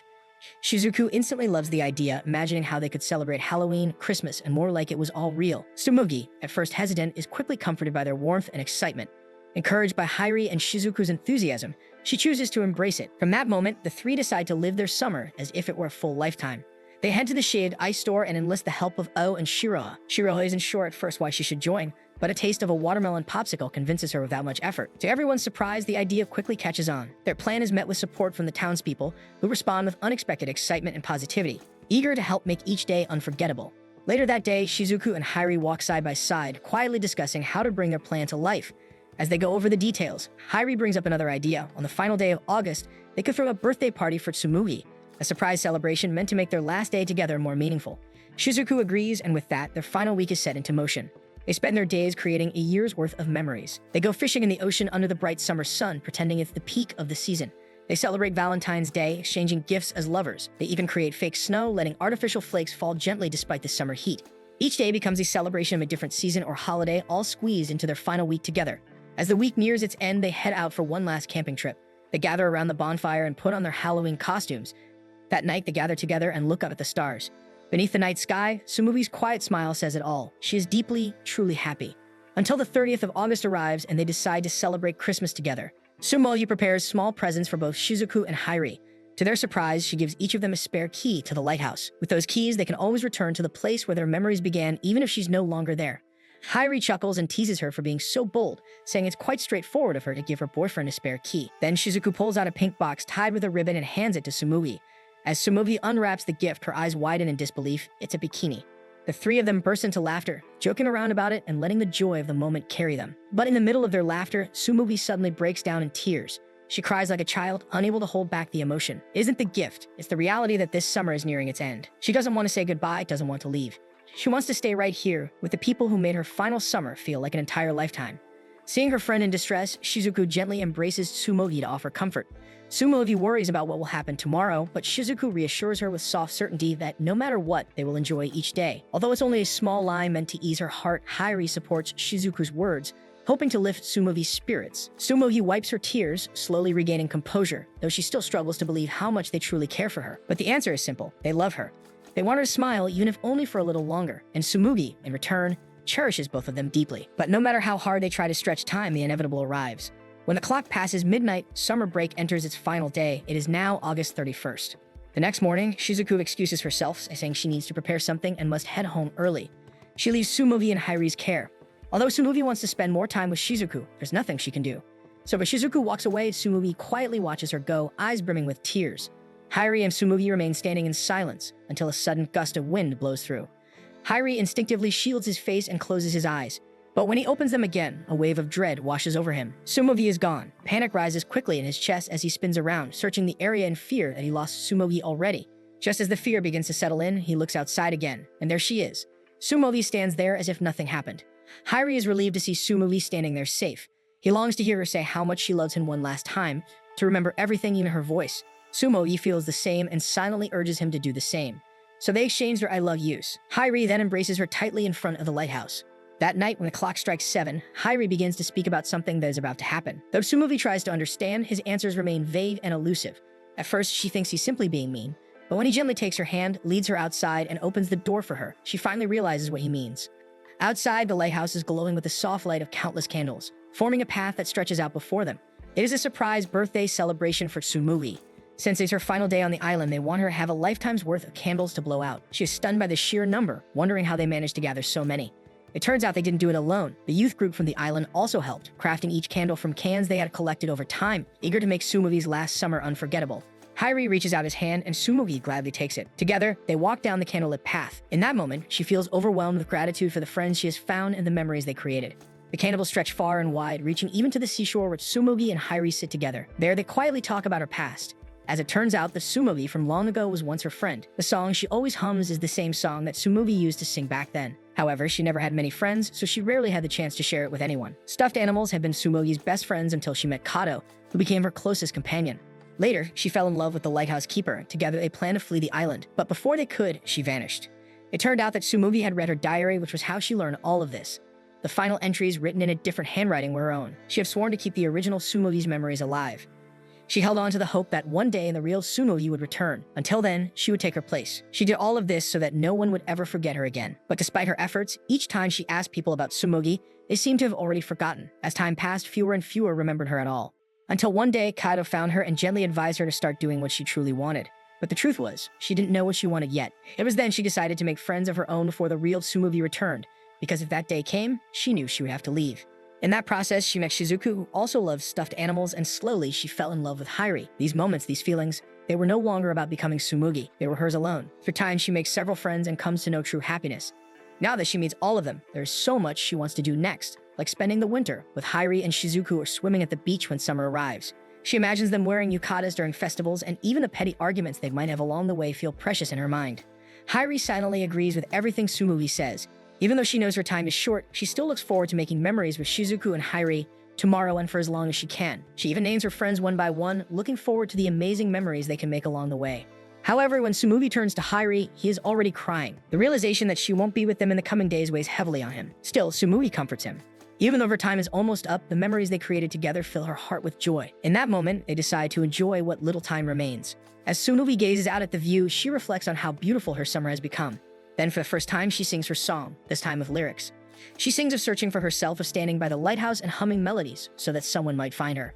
She sings of the summer they shared, how they searched for cans at the sea to build the lighthouse balcony, how they played in the ocean and laughed beneath the sun. She remembers the moment she and Hyrie held hands for the first time and how they quietly became lovers in the gallery of the lighthouse watching the sunset paint the sky. She sings about how deeply she loves both Hyrie and Shizuku, how she treasures their friendship above all, and how she will never forget everything that happened this summer on the island.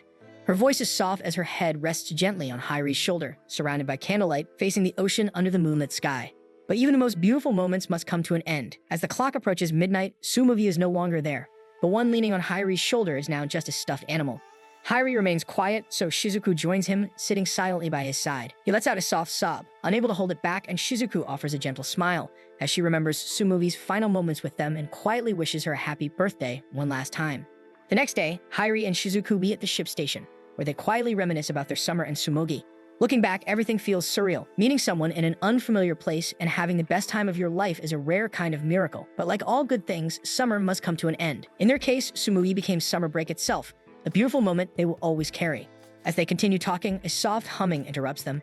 They turn to look and are surprised to see a young girl with her mother humming Tsumugi's song. The child casually explains that she learned it from a friend and is excited to see her again next year. Of course, Hyrie knows there will be no next year, but summer break will come again soon, and a part of him still hopes to see her once more. Tsumugi's humming voice continues to echo throughout the island as if she never left. In truth, she is now in a place far away, a land full of flowers. A year later, Hyrie and Shizuku return to the lighthouse, just as they promised. In that moment, it feels like Tsumugi is there, welcoming them home with the same gentle smile. It is a sunny day when Hyrie pauses his motorcycle ride after spotting someone asleep beneath a tree. It's O, peacefully dozing off. As she shifts in her sleep, her body leans sideways and her head begins to fall, just in time for Hyrie to catch it. However, his hand lands in an awkward position, and when Ao wakes up, she screams in embarrassment at the compromising scene. Elsewhere, Umi walks through a vast field of flowers surrounded by fluttering butterflies. She's there to play, joyfully weaving between the blossoms. In her mind, she sees a silhouette, vague and unfamiliar. Eventually, she reaches out and the silhouette takes her hand. Together, they walk toward a large tree in the center of the field. The moment she arrives, everything begins to glow with an overwhelming brightness. When Umi opens her eyes, the scenery looks the same, but the place is different now. Meanwhile, Hyrie finds himself dreaming. He's running, the sound of his feet echoing in the ship station on the island. Ahead, he sees a figure. It's Shiroha. That's the last thing he sees before everything fades, and a voice calls out to wake him from his dream. When Hyrie finally opens his eyes, he's greeted by Umi's scolding voice. She's been trying to wake him up for a while now, frustrated that the breakfast she prepared is already getting cold. He's confused by her tone, wondering why she sounds annoyed. But since they only met yesterday, he decides not to take it seriously. Checking the calendar, Hyrie realizes he's already been on the island for 3 days, but nothing particularly interesting has happened so far. He eats breakfast with Umi, though her fried rice isn't very good. To pass the time, Hyrie decides to visit the island park, but ends up getting teased by the local kids who call him Shocking Taka. Apparently, the nickname came from the old lady he met on the ferry, and the kids picked it up from her. Just then, a public service announcement plays through the island's speakers, requesting Hyrie to report to the office immediately. The kids burst into laughter, teasing him even more. Embarrassed and uncomfortable, Hyrie quietly leaves the park. It turns out Mickey and Ryuichi are the ones calling Hyrie. They're planning to throw him a welcome party, a tradition they follow for every visitor who arrives on the island. After explaining this, Mickey playfully splashes Ryuichi with his water gun, soaking him as he lies shirtless on the ground. Hearing about the party, Hyrie decides to bring someone along. Mickey doesn't mind at all. On this island, everyone is eventually treated like family. Hyrie invites Umi to the welcome party, and though she's hesitant at first, he convinces her to come so she can get to know the islanders better. Later that night, they arrive at the restaurant reserved by Mickey and Ryuichi, where confetti showers them the moment they walk in, covering their faces completely. O attempts to introduce herself, but when Hyrie takes off the confetti from his face, she immediately recognizes him from their earlier encounter. She brings up the awkward situation under the tree, accusing Hyrie of trying to take advantage of her. Hyrie panics, trying to defend himself and explain what actually happened, but Ao continues teasing, escalating the laughter and teasing from their friends. Embarrassed by the situation, Umi steps away from Hyrie and tries to avoid him. After the chaos settles, Hyrie formally introduces Umi to everyone. Wanting to contribute, Umi takes out the fried rice she prepared and offers it to the group. The others compliment her cooking and polite demeanor, but Umi seems uncomfortable with the attention, quietly avoiding further conversation. Despite her unease, the lively atmosphere of the island party continues around her. Throughout the night, the friends enjoy themselves, drinking, eating, dancing, and fooling around with one another. Laughter fills the room until eventually everyone is full and satisfied. While the rest remain preoccupied, Ao quietly approaches Hyrie.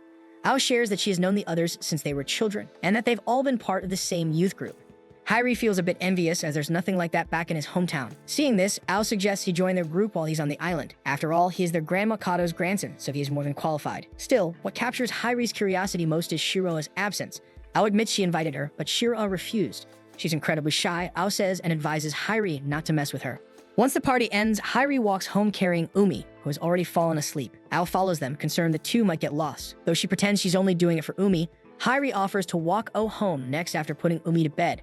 Ao insists she doesn't need help. She knows the island well and won't get lost, and even if she is a girl, the island is considered safe. Unbeknownst to them, Shiroha watches quietly from a distance, observing the three as they walk.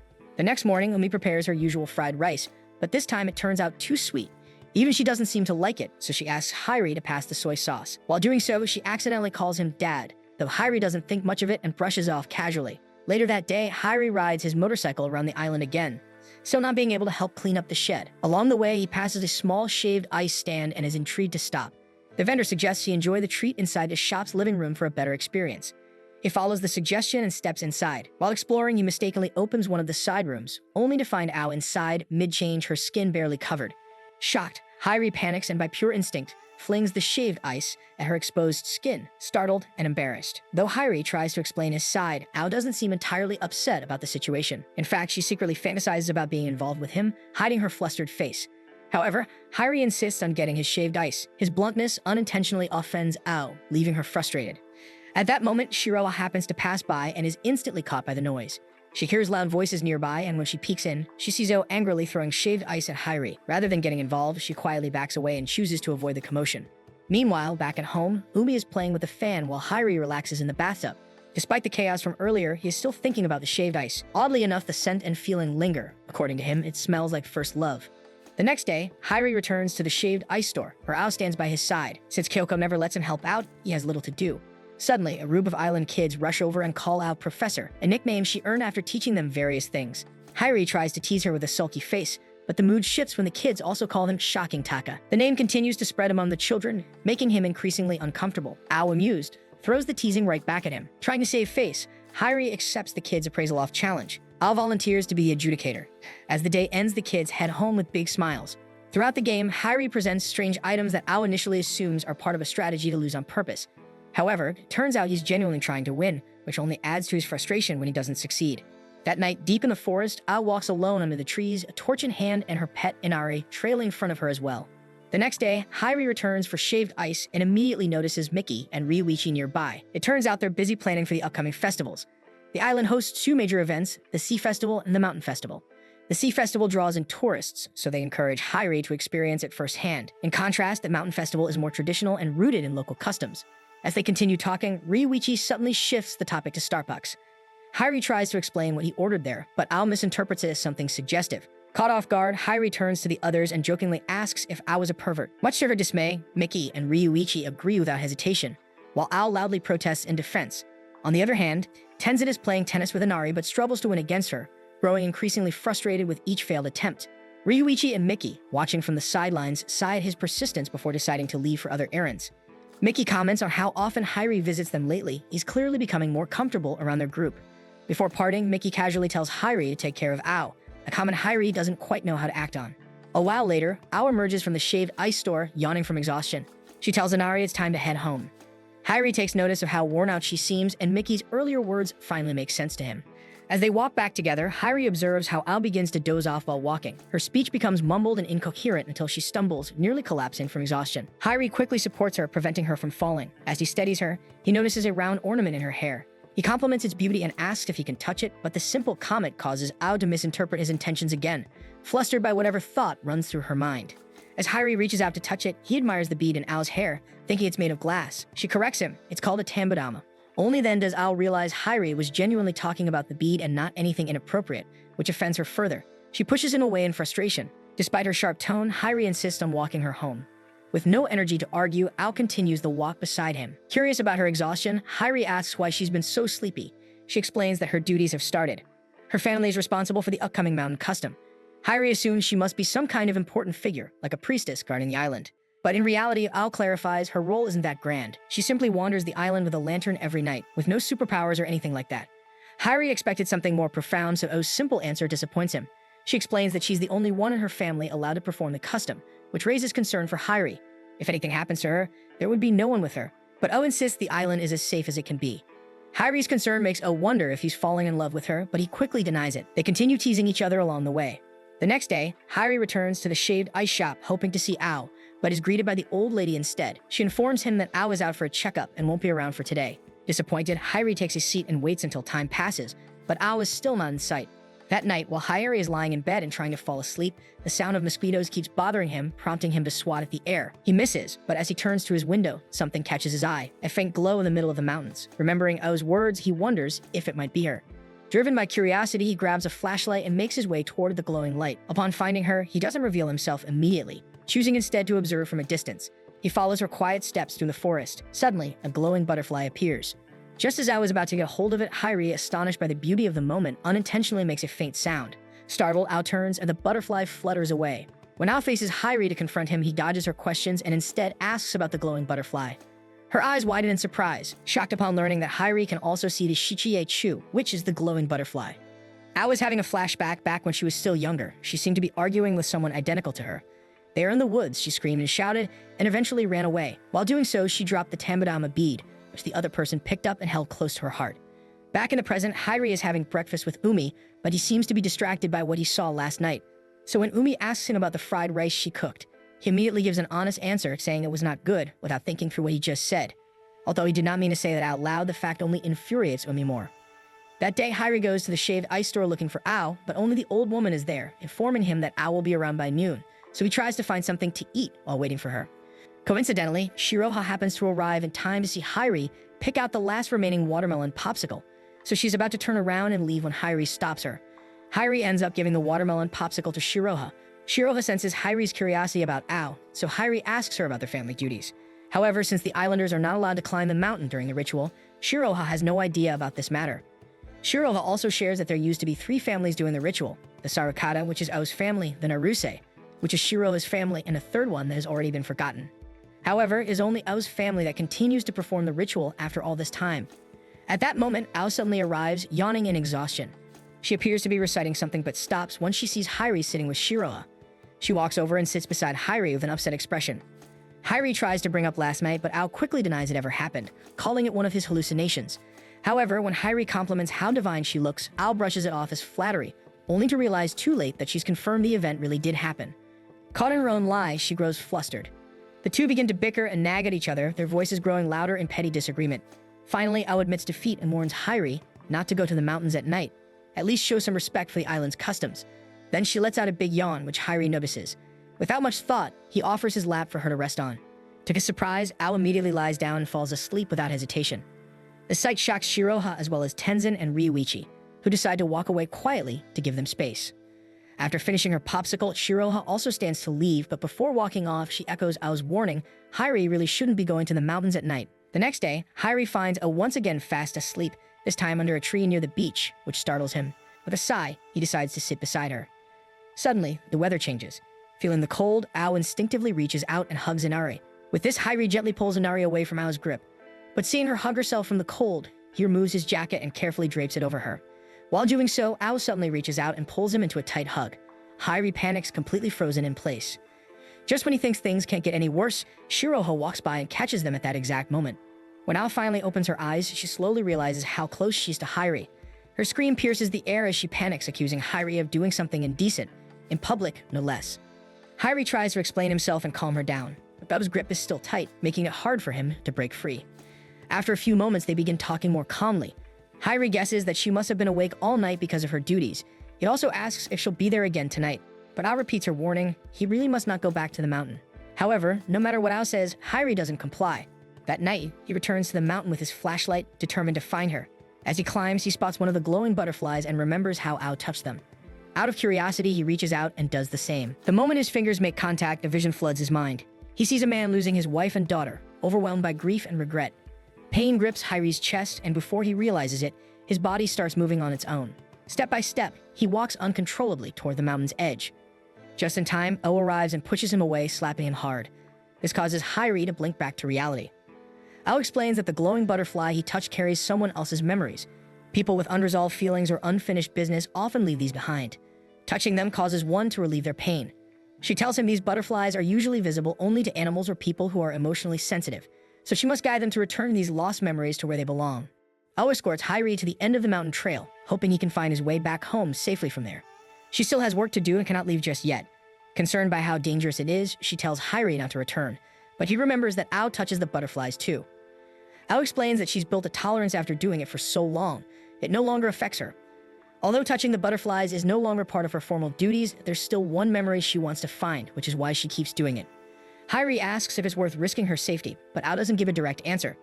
Instead, she looks at him quietly and asks if he has time tomorrow. The next morning, they visit someone at the hospital.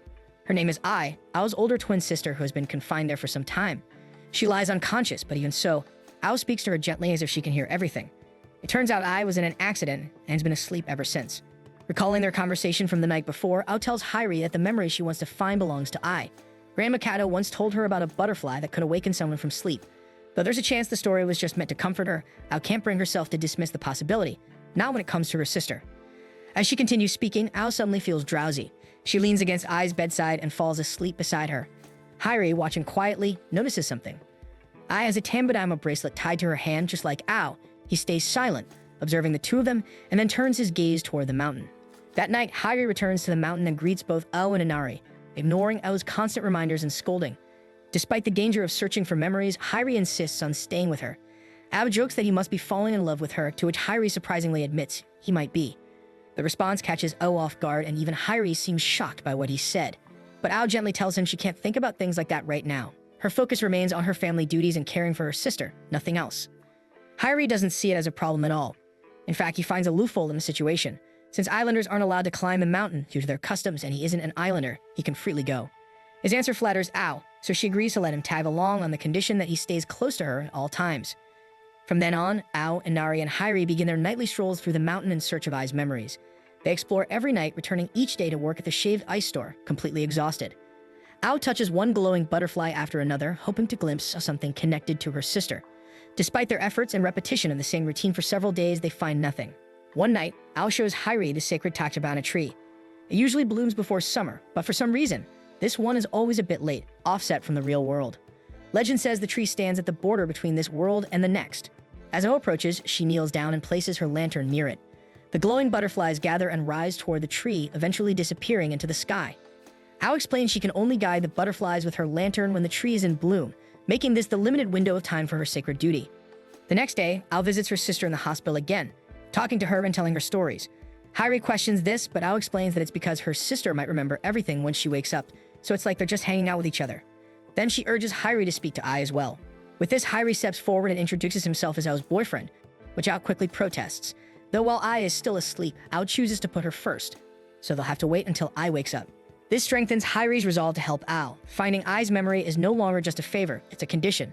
Once Ai wakes up, they can officially be together. With that, helping Ao becomes his personal goal, and now he's more motivated than ever. Later that night, while Kyuko is watching television, Hyrie approaches her with a question. He asked about the island story and the glowing butterflies that can wake sleeping people. When he meets up with Ao for their usual mountain stroll, he shares what his aunt told him. There is a book all about it. With this discovery, he asks Ao to be there tomorrow so they can look at it together. Excited, they continued their work that night with renewed energy. However, after some time, Ao becomes incredibly sleepy. She keeps closing her eyes while walking, nearly falling to her knees several times. Hyrie offers to hold her hand to keep her steady, but Ao is too drowsy to respond clearly. She misinterprets his words as something inappropriate, though Hyrie never meant anything like that. Seeing how out of it she is, Hyrie insists they head back so she can rest. That night, Hyrie dreams of walking around the island when he suddenly hears a voice blurting out strange words. He wakes up abruptly to find Umi standing by his bed. She has been trying to wake him up because breakfast is already gone. Hyrie apologizes, and Umi, understanding he's been staying up late for several nights, doesn't press him further. But as she leaves his room, Hyrie notices a glowing butterfly following her. Later that day, O arrives to see the book, and Hyrie welcomes her into his room. She looks visibly nervous, as it's her first time entering a man's bedroom. Hyrie quickly retrieves the book he mentioned the day before and hands it to her. He admits he couldn't read it because the text is too old, but O flips through the pages with ease, understanding the contents as if she's seen them before. Ao recognizes the writing as from the Tempo era, explaining that she's learned many things after witnessing people's memories for so long. She continues flipping through the pages until she finds a passage on how to return a memory to a sleeping body. Overwhelmed with joy, Ao impulsively hugs Hyrie in celebration. Though she doesn't reveal all the details yet, she shares that the first step is to find Ai's memory among the glowing butterflies. Meanwhile, in her hospital bed, Ai's Tambadama bracelet loosens. The bead slips off and quietly falls to the floor. The following evening, Hyrie is standing in a quiet forest clearing. Nearby, Ao extends a hand and lightly touches one of the butterflies. At that moment, she begins speaking words without meaning to, voices from deep within someone's memory. These words are embarrassing and personal. Then, without warning, Ao opens her eyes wide. Ao realizes that this kind of memory would be humiliating if the owner's parents knew about it. Hyrie looks at Ao with concern, but is unsure what to say. Ao notices his gaze and becomes deeply embarrassed. She turns away a little and blurts out, "That's not Ai's memory." As Ao takes her walk, another glowing butterfly drifts close to her. She reaches out gently and touches it again, cautiously this time. Immediately, she feels something cold and frightening. She pulls back, startled, and she screams out loudly. Time passes and Hyrie is sitting quietly beneath a large old tree. In his lap, Ao lies in a deep sleep. Hyrie glances around and spots a butterfly flying overhead. He wonders aloud whether they can work faster if they join forces more carefully. Resolute, he reaches out and gently touches the butterfly. The memory belongs to a soldier, a harrowing flash of sorrow. He checks his watch again and again, waiting patiently. He waits for a woman he loves, the woman he planned to run away with. Time passes, but she never arrives. He keeps looking at his watch, hoping, but she never comes. The soldier believes she wanted to come, but something made it impossible. He does not blame her. Eventually, the soldier is called to war. He goes and dies far away, before she could reach him. Yet, in his final thoughts, he still loves her deeply. Hyrie returns abruptly to the present. Tears roll down his cheeks. A tear lands on Ao's soft cheek, waking her gently. She opens her eyes, sees Hyrie crying, and recalls that she told him not to touch the butterflies. Ao looks surprised, concerned, and a little upset. They walk together through moonlit woods, carrying the glowing butterflies that they have guided. Eventually, they arrive at a place with huge, ancient trees. As each glowing butterfly returns to its tree, its light brightens one limb before settling in. Hyrie stands quietly, still weeping softly. Ao watches him, concerned, and she asks, "What's wrong?" Hyrie explains that he hopes the soldier in that memory finally finds peace. He hopes he reunites in spirit with the woman he loved. Ao nods, holding his hand. She says she hopes the same. Suddenly, delicate petals begin drifting down from the tall trees. Ao looks up in surprise. It is the first time she sees these petals fall. Hyrie sees them too, and his face darkens a bit. He understands that the butterfly season is ending. This means they do not have much more time to gather the glowing butterflies. She realizes she must wait another whole year before these glowing butterflies return. Hyrie squeezes her hand. He smiles softly through his tears and says she will find them, because this year, she has him by her side. On the way back, Ao and Hyrie both yawn. They walk slowly. Ao explains that feeling sleepy now is a side effect of touching the glowing butterflies and seeing memories. She says it pushes the brain to sort memories while you sleep. Hyrie finally sees why Ao has been so exhausted lately. She has been pushing herself too much. She murmurs that she has grown used to it now. She has learned how to manage her own memories while resting. But Hyrie still frowns with worry. He says it seems reckless, even if she does it for her sister. Ao becomes quiet, sad. She confesses that she pushed so hard because Ai is in this condition because of her. Then Ao tells a memory of the past. She says Ai was always better than her. Ai was smart. Ai was athletic. Ai even had better hands when they tried crafting beads. One day, their mother taught them how to make special beads to ward off evil spirits. These beads are meant for the Sorakato family girls when they grow up. Ao and Ai made beads together, but O's designs were always clumsy. She felt jealous one day and started crying. Seeing this, Ai quietly gave Ao her own bead and said to her, she likes it because she made it. That kindness stayed in Ao's heart. Ao continues telling, one day she saw a glowing butterfly in the sky. It was the first time she saw them. She chased it in excitement, but it flew away. She ran home and told her parents and Ai, but no one believed her. So one night she snuck into the mountains alone to search for the glowing butterfly again. In the dark forest, she was scared. Cold and alone, she sat down and cried quietly. Suddenly, a beam of light fell near her. She looked up to see Ai holding a small torch. Ai stood quietly, waiting for her. She told Ao to come home, but Ao refused. She hadn't found the butterfly yet. Ai tried to understand, but Ao became upset and yelled. She ran away. As she ran, she noticed Ai's expression. It was sad and worried. Ao realized she had never seen Ai look like that before. While fleeing, Ao dropped her bead. Then she tripped on a hidden branch and fell. She began crying again, shaken. But Ai found her, held her hand, and helped her stand. Ai guided her safely out of the forest. The next morning, O awoke with her parents at her side. Their faces were full of worry. She asked about Ai. Her parents told her Ai was found at the bottom of a cliff. She held Ao's bead tightly. She was gravely injured. They rushed her to a clinic nearby, but Ai never woke up again after that. Ao cries again. She says she never got to apologize to Ai for yelling that night. After a long silence, Ao turns to Hyrie and says she must wake Ai. Hyrie looks in her eyes and says he will help her. At that moment, she teases him lightly. Perhaps he has fallen in love with her. To her surprise, Hyrie admits that he cares deeply, even says he knows she already senses it in his face. Ao blushes and feels shy. She squeezes his hand and soon hugs him, and then they kiss, softly and sweetly. In the morning, they walk home together. They speak about everything that happened last night. On the way, they meet Shiroha. She sees them holding hands and teases them gently. That makes both Hyrie and Ao blush. Suddenly, an announcement comes. They call O to the clinic at once. At the clinic, Ao, Hyrie, and Ao's parents wait anxiously in the hallway. The doctor comes out and says he needs to speak with the family. A while later, Hyrie steps outside. He meets Shiroha and others in the corridor. They ask, is Ai okay? Hyrie smiles and says the doctors say she is stable now. A wave of relief passes over everyone. Mickey then approaches Hyrie. She bows deeply and asks him to please take care of Ao. She says that right now, Ao really needs someone she can rely on. Hyrie gently replies that she doesn't need to ask. He's by Ao's side because he wants to be. After leaving the clinic, Hyrie returns home with Umi and Kyoko. They chat for a while, but then he gradually drifts off to sleep. The moment his eyes close, all the memories of those he has seen begin to swirl together. The soldier, Ao's regrets, Ai's story. His mind races, and suddenly he wakes. Darkness fills the room. He sits up in shock. He must have slept for hours. In a flash, he remembers Ao. Panic grips him, and he rushes into the night. He hears Inari's voice calling softly from the forest and follows it until he finds Ao lying on the ground. Dozens of glowing butterflies hover around her. Hyrie's heart leaps. He wonders how many memories she has seen. Ao slowly opens her eyes. They are unfocused. She murmurs strange words. Hyrie's heart pounds with worry. Gently, he slaps her lightly across the cheek. Ao blinks and slowly regains her senses. She lifts herself to stand, though she wobbles. She says she must go on to find Ai. Hyrie steps closer and tells her firmly she can't walk right now. She needs rest. Ao's voice cracks with emotion as she says she has no time to waste. She says the doctors warned them to prepare for the worst. She cries and says she cannot wait another year. He whispers gently that it's all right. She can sleep now. He promises to wake her later. Hyrie catches her softly before she falls. While Ao sleeps, Hyrie gathers himself and looks at the glowing butterflies hovering near. He closes his eyes and quietly speaks to Ai, asking her to return and look at how hard Ao is working to bring her back. At that moment, Inari notices some butterflies drifting in toward Ao again. Hyrie becomes fearful. He and Inari gently fly upward and guide those butterflies away. But then, a single glowing butterfly floats in from the other side and sends the others away. Hyrie watches with wide eyes. This butterfly seems different. It is protecting O. He reaches out and touches it. A memory flows into him. Morning light filters in. Ao wakes up, confused. She panics and scolds Hyrie gently for not waking her. He smiles softly and says, they found Ai. She is with them now. Ao scans the room but cannot see her sister. Her emotions flood again and she begins crying. Hyrie gently touches Ai's butterfly.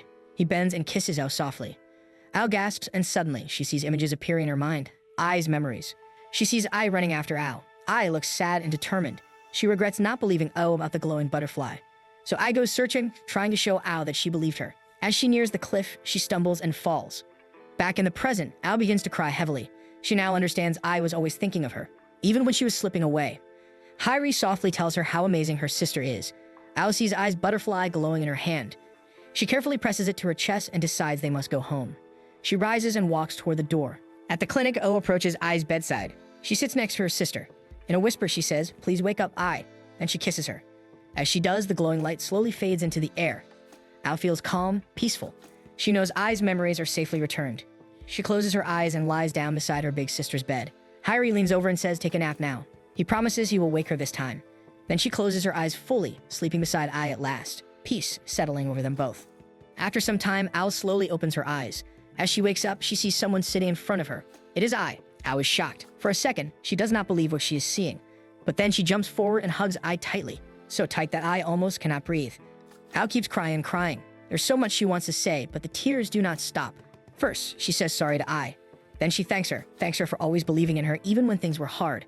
But Ai shakes her head gently. She says Ao was the one who has done everything for her. She says she kept hearing O's voice the whole time she was unconscious. It was O's voice that gave her strength. It was Ao who kept her heart connected to the world. Ai smiles and says that Ao was the reason she is back alive now. She hugs O back and thanks her deeply from her heart. Then Ai turns to Hyrie. She calls his name, and that surprises him. He looks confused and asks how she knows him. Ai smiles and says that Ao used to talk about him all the time. She knows everything because Ao shared her thoughts with her, even when she was asleep. She then thanks Hyrie for staying by O's side and supporting her all along. Hyrie tries to act modest and says he just did what felt right. But before he finishes, Ai interrupts him. Ai seriously says that even though she is thankful, she does not approve of Hyrie dating Ao. She thinks Ao deserves someone better, someone truly worthy of her. Hyrie is completely shocked. He does not know how to respond. Ao laughs a little. She says she agrees with her sister. She cannot really go against her. But then Ao quickly adds that Hyrie is a really good guy. She even fell in love with him herself. Hearing that, Ai nods and says okay. She will not stop them anymore. Soon after, Ao starts to feel sleepy. She looks at Ai and says she wants to take a short nap. Ai smiles and says she is feeling sleepy too. Both sisters lie down together. They tell each other that when they wake up, they'll talk a lot and catch up on everything. Ai waking up becomes a huge topic on the island. Everyone is talking about it. The doctors are shocked too. They call it a miracle. But Hyrie knows it is more than just a miracle. It is the result of Ao's deep love and hard work. Later, we see Mickey and the others visiting Ai. Mickey happily asks Ai if she remembers her. Ai nods and Mickey smiles brightly. That makes her really happy. But when Tenzin and Ryuichi talk to her, Ai becomes confused. She knows there are two guys in the room, but she cannot tell who is who. Shiroha also comes to see Ai, but she feels too shy to go into the room. She thinks there are too many people already, so she just waits quietly outside. But Mickey stops her and insists that Shiroha joins them. Later, everyone gathers in the room. Ao is still asleep. They sit around, talk, and laugh. They keep waiting for Ao to wake up, but she does not wake up that day. That night, while Hyrie walks home, he notices a glowing butterfly in the sky. He is confused. Why is there a glowing butterfly in such a place? Meanwhile, the same butterfly hovers over the two sisters as they sleep. Then, it floats away into the night. The next day, Hyrie visits O and Ai. He knocks and then opens the door. As he steps in, Ai jokingly scolds him. She tells him he should wait a little after knocking. Hyrie smiles and then asks about Ao, who has now been sleeping for 2 full days. Ai looks worried. She says the doctors do not know the reason for O's sleep, just like they did not understand her condition. Ai thinks it may be related to the butterflies Ao told her about. Hyrie explains that people need sleep to organize their memories. Maybe Ao has not finished organizing hers. Ai begins to blame herself again. She says it must be her fault, but Hyrie gently stops her. He says if she keeps blaming herself, she'll make all of Ao's efforts meaningless. He believes Ao will wake up. When she does, Ai just needs to thank her. That alone will be enough. Then Hyrie turns to Ao. He softly speaks to her, reminding her that she made a promise. She said they would go on a real date once they found Ai's memories. Ai interrupts with a cheeky grin and asks if Hyrie would fall in love with her too, since she is Ao's twin. Hyrie gets nervous and panics. He asks her why she would even say something like that. Ai laughs and teases that he could have 2 beautiful girls beside him. But Hyrie shakes his head and says he will only love Ao. Ai says she is just joking and decides to drop it. Later, Inari sits quietly in front of Ai. She looks confused. Hyrie explains to Ai that Inari is a fox who helped them search for the butterflies. He thinks Inari missed Ao and came to visit her. Inari goes to Ao and tries to lick her face to wake her up. But even Inari cannot wake her up. Hyrie is surprised. He did not expect that. Ai says that while Ao sleeps, she talks a lot in her dreams. She even says Hyrie's name again and again. Hyrie becomes emotional. He feels touched that Ao dreams about him too. But Ai becomes curious and starts asking questions. She asks what Ao means when she says they cannot go outside. She also asks what Ao is excited about and what she wants to do again. Hyrie nervously says it is all just dreams, nothing important. Ai then tells Hyrie to talk to Ao. She says he should remind Ao that the real world is more fun than her dreams. Hyrie says he is not good at fun things, but he begins talking anyway. He shares stories with Ao. I thanks him for his effort. Hyrie smiles and says Ao's determination is one of the reasons he loves her. I also feels proud of her sister. Suddenly, Ao speaks in her sleep. She is dreaming about having coffee with Hyrie while watching the sunrise. Hyrie hears her and says he wants to try that too someday.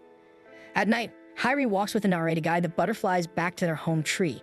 When they reach the tree, he notices almost all the petals have fallen off. Hyrie whispers that this is not just the end of the Manhwa Tachibana tree, it is also the end of summer break. Once summer ends, he must return home. He wonders if Ao will wake up before that happens.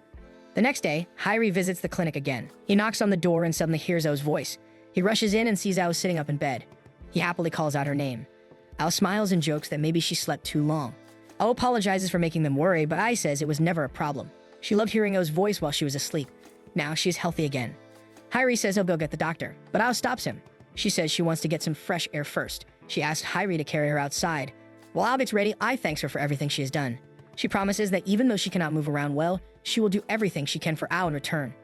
Ao smiles and says she is looking forward to that. Hyrie says it is okay to go out, but not for too long. She just woke up. But Ai asks him to do this for Ao, at least while she is still awake. Hyrie does not understand what she means. Then he sees a glowing butterfly in the room. He gets shocked. Many butterflies are flying around. He asks what they are doing here. Ao calmly explains that she has touched so many memories that her own memories are now a bit of a mess. She keeps hearing people's voices. She says she is having trouble staying herself. She looks at the butterflies and says she must return them home while she is still awake. She says Hyrie is the only person she can ask for help. Hyrie hesitates. He wants to do something for Ao instead, but Ai scolds him and tells him to listen to Ao's wish. A little later, we see Hyrie carrying Ao on his back. He says they should go directly to Manhwa Tachibana tree, but Ao wants to take some detours. Along the way, they meet their friends, sit by the river, and talk a lot. They laugh and enjoy themselves like it is their last day of summer. As the sun begins to set, Ao starts feeling sleepy again. She asks Hyrie to hurry. He starts walking faster. On the way, they meet Inari. Ao thanks Inari for all the help. With Inari's guidance, they finally reach the place where Hyrie first saw Ao performing the ritual. Ao smiles and remembers telling him not to come there, but he came anyway. She says this summer was the best summer of her life. Hyrie smiles too. He says when summer ends and he goes back home, he will find a job and return every weekend. He promises to spend every season with Ao on this island. He also promises to return next summer, even if Ao is asleep. If she is, he'll wake her up. That night, they reach Manhwa Tachibana tree. Hyrie is tired and breathing hard. Then he notices Ao is not responding, and Hyrie starts acting wild. Suddenly, hundreds of butterflies surround them. Hyrie is confused. Ao starts floating in the air. Many butterflies come out of her body and fly toward the tree. Hyrie realizes that these are all the memories Ao cannot process in her sleep. He thinks that maybe once these memories leave her, she will wake up for real. Then Inari chases after a butterfly. Ao falls to the ground. Hyrie runs to her and tries to wake her, but she does not respond. He worries that maybe she has lost her memories too. Hyrie sees one glowing butterfly nearby. He chases it, touches it, and enters Ao's memories. He sees all the moments they shared, laughs, tears, and their love. At the end of the memory, Ao says she is sorry. She wants to stay with him forever. She says she will always love him. Hyrie begins to cry. He kneels beside her and says, "This is not goodbye." He lifts her gently and carries her back to the hospital. The next day, Hyrie visits the sisters again. He tells Ai that he will come back and find Ao during the mountain ritual. Ai says she wants to come too, but Hyrie tells her to focus on her therapy first. Ao agrees. She wants Hyrie to visit and tell her everything she misses while she sleeps. Hyrie nods. He says he promised Ao that after summer, he will return every weekend. He plans to stay connected to her. And next summer, no matter what, he will come back and wake her up. Meanwhile, Umi is talking to Ao's butterfly, assuring that Hyrie will find her soon, but then suddenly reminds herself that she's still okay, for now. True enough, Hyrie spends every weekend on the island, even while Ao is in a deep sleep, enjoying his time with their island friends. When the next summer finally arrives, Hyrie and Inari excitedly go to the Manhwa Tachibana tree to search for Ao's memories. The next morning, Ao wakes up happily and greets Hyrie with a cheerful good morning. Thanks for watching. Make sure to subscribe so you don't miss new episodes every week.